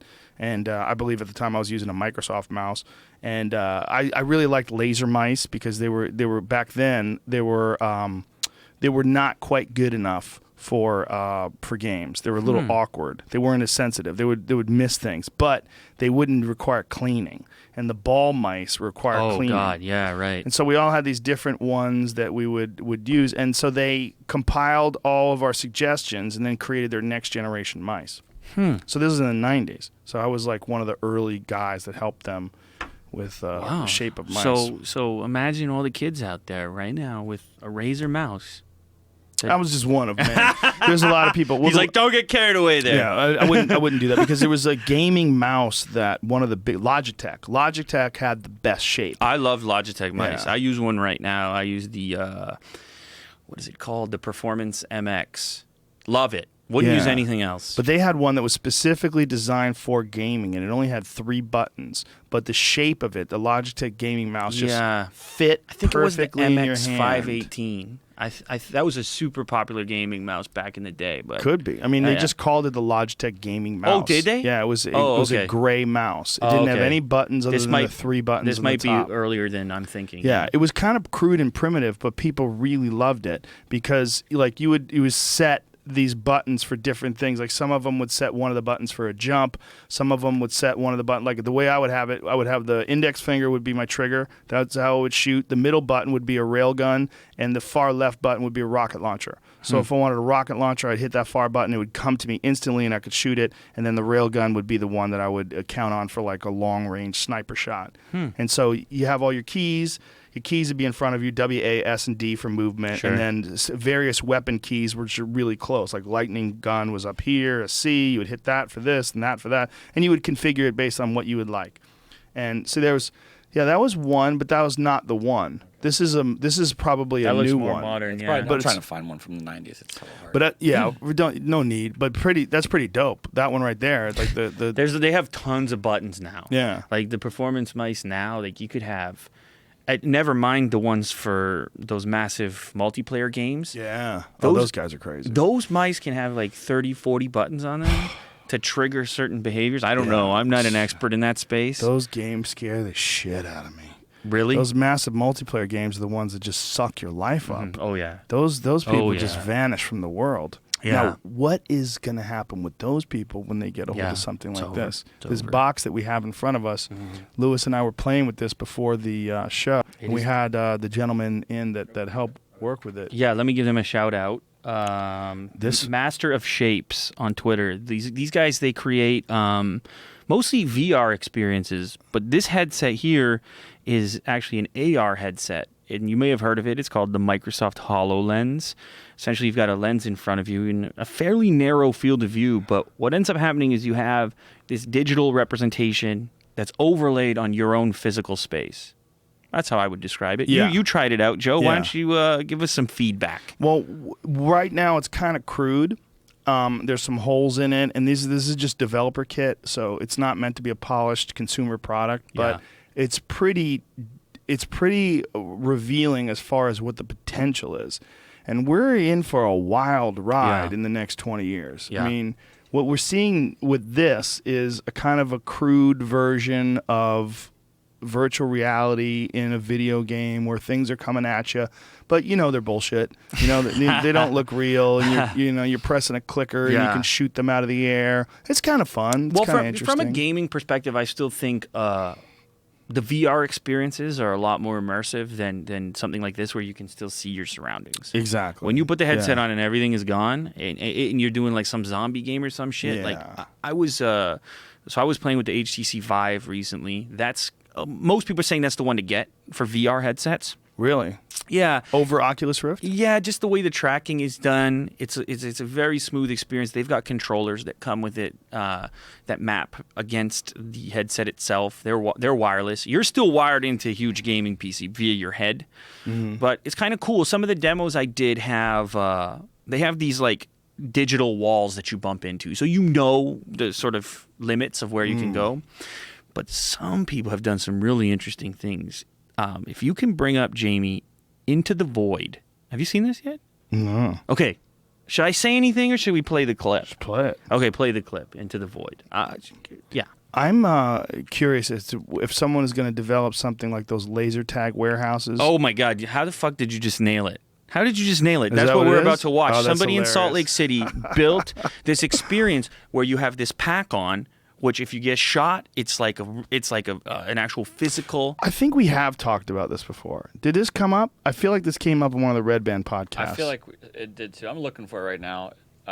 Or just Void. Yeah, I see something called The Void. Yeah, that might be it. Yeah. See, because if you can get a place where you have this enormous warehouse space, Yes. and then in that warehouse space you set it like, have you ever played paintball? Of course. I played paintball once in Boston. There's this place in Lynn that had these black lights, and it was a warehouse, and you would run around. There was boxes Yeah. and all these barriers and shit. So here it is right here. Okay, here we go. Where dreams Can we- become reality. Okay, so this girl is walking around, and there's actual walls, and she turns a corner, and she's in some fucking magical land. So the computer in this case is in the backpack. Whoa. So you're completely untethered. Oh my God. And so they've constructed all this stuff. Unparalleled visuals and body tracking. And so you're wearing a suit, like an X-Men type uniform. and it's got sensors on it. Virtual worlds built over physical environments. I do believe we've talked about this. This looks a little familiar Yeah. now that we're getting to this part of it. I don't feel like it looked like exactly No, like this, though, I either. feel like this is I the don't know updated version of what we saw before. I think they've actually launched now. I think you can actually go do it. It's not just a concept. 4D environmental effects. So you got air that blows on you and shit. Yeah, Whoa. to go along with what's happening. Wow. Do you Water. get rain? Explore with and play against others. Whoa. So they would have to be mapped in that physical space as well. Well, at least you're gonna move around a little and get some exercise. I kind of like that. I like the idea of actually holding a physical gun and having to aim a physical gun, give you some hand-eye coordination. And by the way, of course, this is how they're gonna just train soldiers now. Oh yeah, big time. They're gonna get people that are really good at doing it this way, and they're gonna train them for the battlefield. This is wild, man. Oh, Jesus Christ. Doom.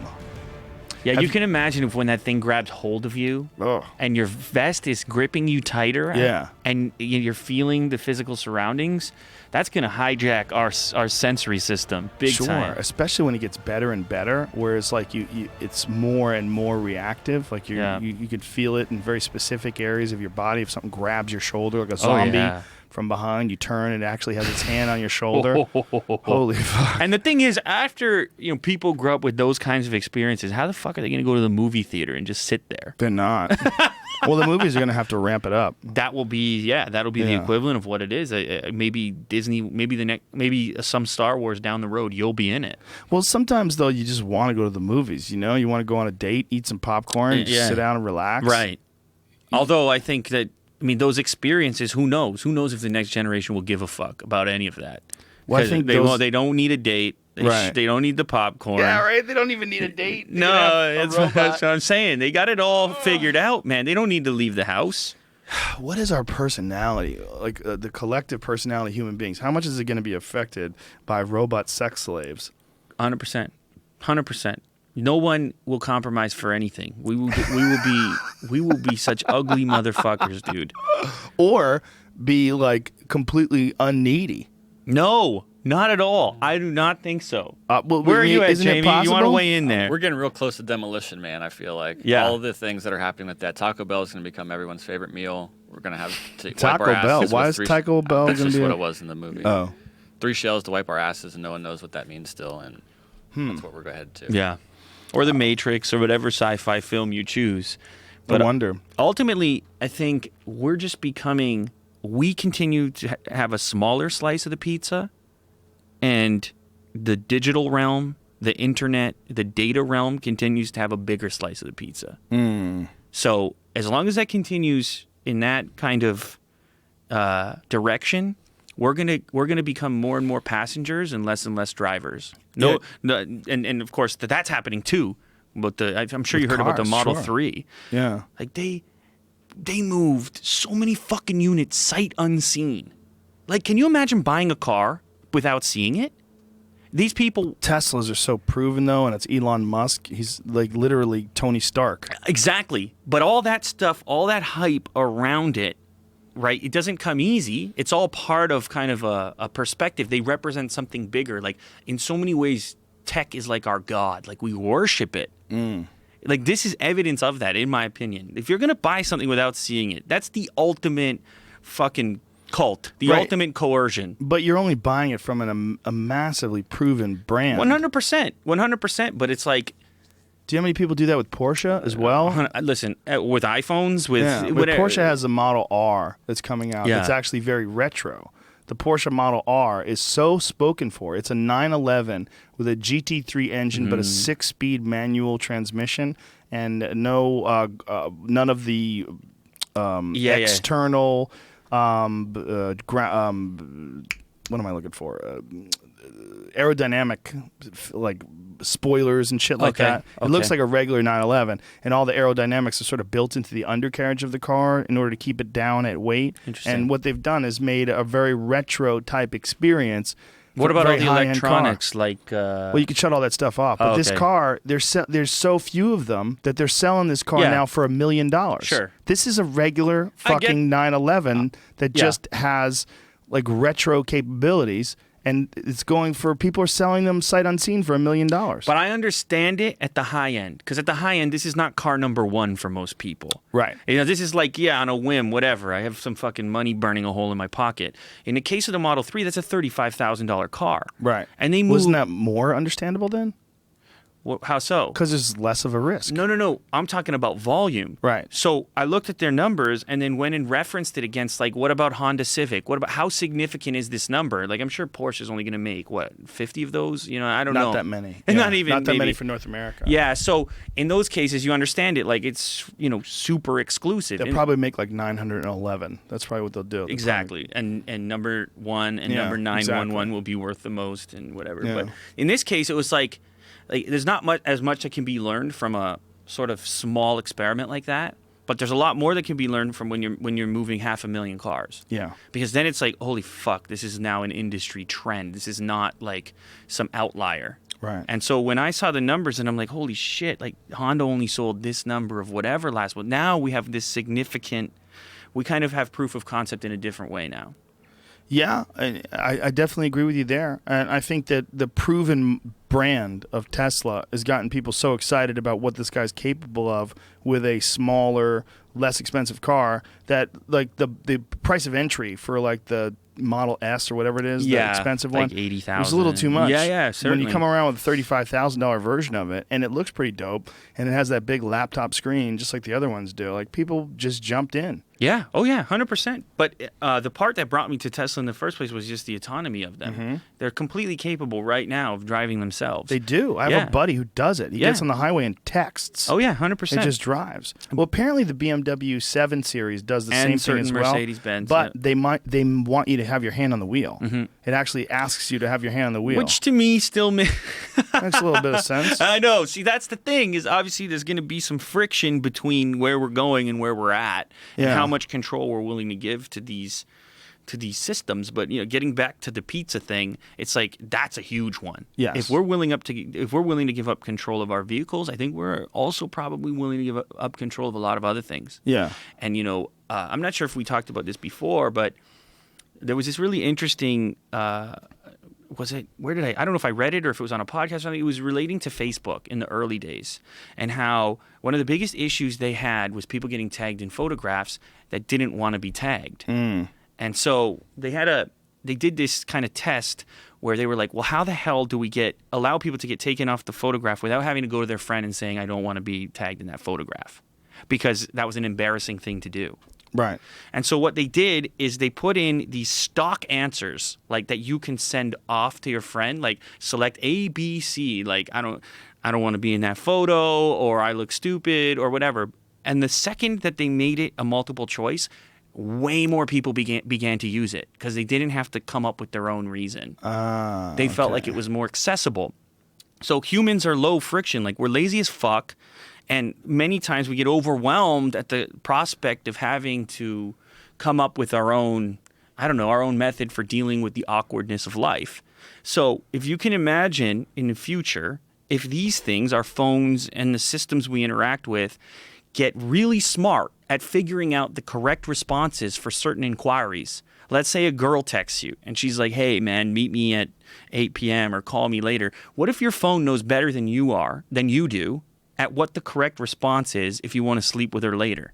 Like, here's the 50% likelihood. If you say this might be the outcome. But if you say that, you understand where I'm going with this? Well, sort of, but that doesn't take into account personality and the playful nature that people engage in each other and how that's attractive. It takes into account nothing of that. Right. Okay, but you and I are fully aware of that. Facebook has this exorbitant amount of data to say people aren't doing that. Right. People prefer to have the fucking stock response. Look at emoji. Where the fuck did emoji come from? And now everybody's like, it's like there's a face for everything. Right. You used to make your own fake ones on your phone. That's right. With characters. And before that, you didn't do it I at still all. do that. I don't use emojis. Well, anyway, they blew up. Everybody's using them now as this alternative form to expressing yourself with the tools you have available because they're de facto. Right. So there's something accepting about seeing answering a multiple choice question versus one that requires more input from you. The same reason people jump to conclusions when they're building a response or a perspective on any of those issues. And I envision a future. I mean, if you've ever used any of the wearable devices, I'm not wearing one right now. They fucking bother me way too much. What do you got on there? What This that? is just a G-Shock. It's a plain watch. Okay. Because these things, like, I don't understand how that's helpful. To be Right. quite honest, I don't like it. It interrupts more than anything else. It's like the Yeah. objective was what? To get me to look at my phone less, but now I'm flashing you in the face every 5 Yeah, seconds. it is odd. Like they really didn't solve the problem. Maybe we have to figure out how to use them better. But one thing I noticed immediately on the Apple Watch when I was experimenting with it was the auto responses for questions, for texts, for anything. Yeah. It would have 5 or 6 options for how to get back to that person. Yeah. And maybe none of them are perfect, but just the easiness of it is why you want to interact with it. You're like, fuck, maybe I'm not late because I'm at the grocery store, but it's easier than pulling out my phone and telling the person where I actually am. How far away do you think we are from entire conversations taking Yes. place with predetermined Yes! questions and answers? This is what I'm talking about. I'm saying that pizza's shrinking, and our involvement in any of this, the meaning of any of this, is becoming less evident. Eventually, it'll be computers talking to computers through us. And then We'll just be the vehicle for the delivery. And we'll be the thing that helps it get to that point. Well, isn't that the thing that people are worried about more than anything anyway, is artificial intelligence? And what better Yes. way for artificial intelligence to emerge than to convince us to stop using our own? Yes. Yes. It's an amazing hack. It is. It plays on our own inability to put in work. Well, it also it reduces variables, and it cuts down the unlikelihood of success. It cuts down on all the possible pitfalls and mistakes and chooses a much more potentially successful scenario for you. And this is what's going on the web on a daily basis. When you're on YouTube and that next recommended video Yeah. comes up and it catches your attention, that's this fucking thing in action. And it works. And they're the smartest people in the world, engineers sitting around day and night A/B testing what works on Joe Rogan, what works on this other person, and then hyper focusing in on the success stories and finding the things that are universal. And ultimately what we end up finding out is that we all think we're so fucking unique, yet our behaviors say the complete opposite. We all do the shit we're expected to do. Well, it's so fascinating that no one saw any of this coming either. Like 10 years ago, no one thought that was going to be a real issue, that you're going to have a bunch of predetermined answers to a phone call coming in. How Yeah. do you respond with a text? Yes. It gives you a bunch of options. Yes. Nobody thought that was like a slippery slope. How about this? How do you trust that anything, you're going to be like, fuck, is the robot talking to me again, or is it actually you this time? You know what I mean? Right. Can you imagine having those conversations with your loved ones? Yo, turn your robotic responses off. Yeah, right? Because what about getting back to people, right? I suck at it. What about robotic responses that mimic the way that you talk? Yes, because all the they're time? analyzing your keyboard in Yeah. real time and making suggestions already. Yeah. They're already pooling the data. Yeah. You know, but the thing is, we know we're lazy to begin with. Now, if we can get this system in place to auto respond, I can't even get to all the emails I have right now. Right. So if I can turn this guy on when I'm not available, this responder, Answer emails for you. bingo. Oh, if you could download your consciousness into a robot assistant that knows exactly what you would Yeah, say. robot version of me. Is it me saying it, though? Nope. I don't know. I What don't is know. then you're getting into like the whole what is consciousness thing. Is it like I don't even know if it's transferable. If it is transferable, then it would be you, right? Is it essential? Yeah. Is it necessary, or are these emotions and all these things that we're clinging to, we hold on to so dearly, Yeah. are they just artifacts of our ancient primate ancestors? Yeah, 100%. Definitely. I think the cool part of this, like the weird thing to identify, is how our physiology has been kind of the system for the distribution. Like our own, we started off the podcast talking about entitled people, talking about that self-centric emerging kind of way of living. And you look at these things, that's what they needed. They needed us to develop into those people. We had to become dependent on them. We had to have everything we wanted to see available on a whim for us to become the person necessary to continue this distribution process. We had to rely on it. We had to stop relying on ourselves in order to enable the reliance on something else. We shut down our own sort of response mechanisms for a lot of things. I wake up in the morning And this fucking thing, I pick it up. Yeah. I pick it up and I look at it and my fucking neck is cranked up and I'm in pain. And why have I not had a coffee yet? Why am I not on my way to work? Why am I not making something that I get incredible amount of fulfillment out of? Yeah. There are, and again, I think a lot of people aren't willing to admit this. Nobody ever wants to admit that something has control over them.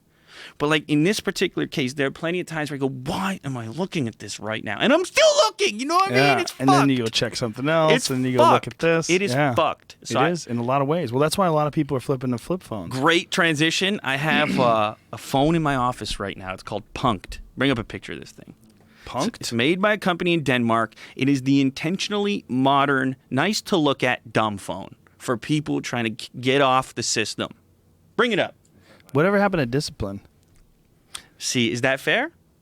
Is it fair? Sure. If you leave heroin out, are you gonna shoot heroin? I don't shoot heroin. Well, here's the Are thing. you gonna shoot heroin? I have discipline. Yeah. I'm sure it's wonderful. But the heroin addicts, it's Listen. right there. You can't have it right there. What happened when they put what was that study? The cocaine in the mouse? Yeah, that study's pen? no good. No. No, here's why. Because it's in an artificial environment. Oh yeah, they were pissed. They were depressed to begin with. Well, they're in a cage. Yeah. And they're being stared No, at by people. I just If you feel take like- those but here's those the thing. same mice and you leave them in the woods, they wouldn't be Yeah, doing they'd be the happy cocaine. woods mice. But here's the thing: you have data and you have opinion, right? And in big fucking digital companies, they value one way more than the other. Right. Data. And the truth of the matter is that people can't keep away. Right. Whether we want to argue it to the, it's like we are the proof. The evidence is out there. Where it's hijacked our curiosity. Yes. With every click, something fascinating may come, even if it doesn't. There you go. Even if it doesn't. There you go. So it's like discipline over what? Discipline over the way we think about everything? You know what I mean? It's like... We just have to recognize when it becomes a problem, stop using it that way. Yeah, but I think that's like... it's not going to slow it down. It's not going to slow it down for everybody, that's for sure. Yeah. Or most people. The sort of mass movement continues on. And, You find this punk thing? And You can't find it. Oh, it's PUNKT. Sorry, they're getting fancy with... What can I say? They're from Denmark. Maybe that's how they spell it there? Yeah. Punk. It has battery life for like 2 weeks. Really? All it does is make phone calls. Anyway. And so Yeah, this look is at it? that little guy right there. The Punked phone launched at the London Design Festival lets you call and text. It also has nice buttons and it's easy to hold, and that's about it. Okay, but the texting even is that old school method of so you're not going to want to, Yeah, you press 4 times to get a Z. Yeah. Yeah. But see, the weird thing was, for somebody who wanted to make this statement, you had to go buy like literally some old device. Well, here's a new one. It's a modern design, but it's intentionally dumb. Yeah. You know what the designer is saying about it is like they're not trying to convince people to quit with their smartphone. They're just saying, "Hey, put a SIM card in it, set up call forwarding when you go on vacation, and just don't take this. If somebody really needs you, they can get in touch with you." Right. But otherwise, you're not going to have that pull. And so I haven't cracked it open yet. I'm going to do a challenge. Well, I like a flip phone better than that, honestly. Because flip phones, you can shut it to hang up, which is like It's the pretty ultimate cool. hang up. It's pretty cool. Yeah, I mean, I missed that. Click, Yeah. perk out. Flip phones are cool. Don't get me wrong. I had a flip phone too. I don't know why they took that particular approach. I just think they're interesting because they're making that statement as opposed to like the flip phone marketplace, which is just like old leftover phones. I feel like you could just have discipline. Maybe I'm old school. Joe, in that there's way. no such thing, man. I like it. I use discipline. Listen, I think discipline is fucking incredible. It's one of the greatest characteristics a human being can have. But I didn't say but. you were ready to. You said but. No, I mean, when it comes to phones, I think we have the evidence. We certainly do. Even you, I believe you have that moment that I spoke of. Oh, 100%. Yeah. Definitely do. So where's the discipline at that when point? I realized it, I put it down. No, right, but it's too late. It already got Not you. too late. It already clickbaited you. No, and then I realized the next day and I don't do it. I check my text messages when I wake up. I look at people I care about that actually have my number. I look at that. I go, okay. Then I check my emails or anything super important I have to get to. And then I put that fucker down and then I go about my day. And you know what? I think I'm coming off kind of harsh here. I'm a guy who like talks about technology all the time. It sounds like I'm shitting on technology. No, you're just recognizing a real issue. That's all. So I'm going to do an experiment. I have the Punk phone. I'm gonna do, and I'm announcing it here. Okay. It's the first time Here we go. anybody's heard of it. How long are you gonna live on the punk phone? This is what I want to ask you. I'm gonna send you text messages with nothing but YouTube links. Nothing but links to websites. Joe, this autoplay is videos. It's a great. I'm gonna rickroll you. This is sabotage. This is a real question for you, coming from your perspective. How long do I need to do it for to really gather the insight necessary to say, hey, this is how this thing is changing me? I think you should talk to someone who's done it. Like, what you should do is you should have a conversation with Ari Shaffir. So he's had a text phone, or a flip phone rather, for over a year now. Still. Oh, yeah. Yeah, he decided he was an addict, and he said, look, I'm not going to change it any other way. I tried to say, well, just have some discipline. Nope, not going to do it. Yeah. Because I'm an addict. And so he just got a flip phone, and that's all he uses. He has a flip phone that flips 2 ways, so you can flip it sideways and actually is a full keyboard. Okay. So he can send a reasonable text message. Yeah. But that's what he does. Yeah, Talk to him. I mean, some people have told me that there's some study, like in order to build a habit, it has to be 30 days. I think it's 90. Oh, shit. That ain't going to happen. You can't do it for 90 days? Dude, what am I going to do on my channel? Would you do it for 30, though? 30 days? 30 was the high end of consideration. I was thinking 2 weeks. Yeah. Give it a shot. Yeah, I don't know, but for me, it's hard because like it's kind of my business too. Right. It's like it's different. Well, it's mine as well. With comedy, I rely heavily on information. Mm-hmm. I rely, and podcasting as well. I rely really heavily on like finding out what's going on in the world. What's the new latest shit that's going down right now. Yeah. I mean, so many times during this podcast, Jamie will pull something up as the podcast is going on, like breaking news. Check this out. Yeah. Paris just got attacked, or this just happened, or that just, Conor McGregor retired. We got to end this bitch. We're out of time. Okay. It's 4:45. Really? Are we? Oh, we flew by 3+ hours. What? Yeah, we're over 3 hours. We win. Dude. See, it's so easy. Like it's what we were saying before. It is. Like, it's really harder to end it than it is to just, I mean, it's easy to keep going. Keeping going is the easy part. It's incredible. Lewis from Unbox Therapy, ladies and gentlemen. Enjoy it on YouTube. The most really intensive, like comprehensive breakdowns of technology from a cool dude. Thanks, brother. Appreciate it, man. Thank you. We'll do this more often, You man. got it. Fuck yeah. See you soon.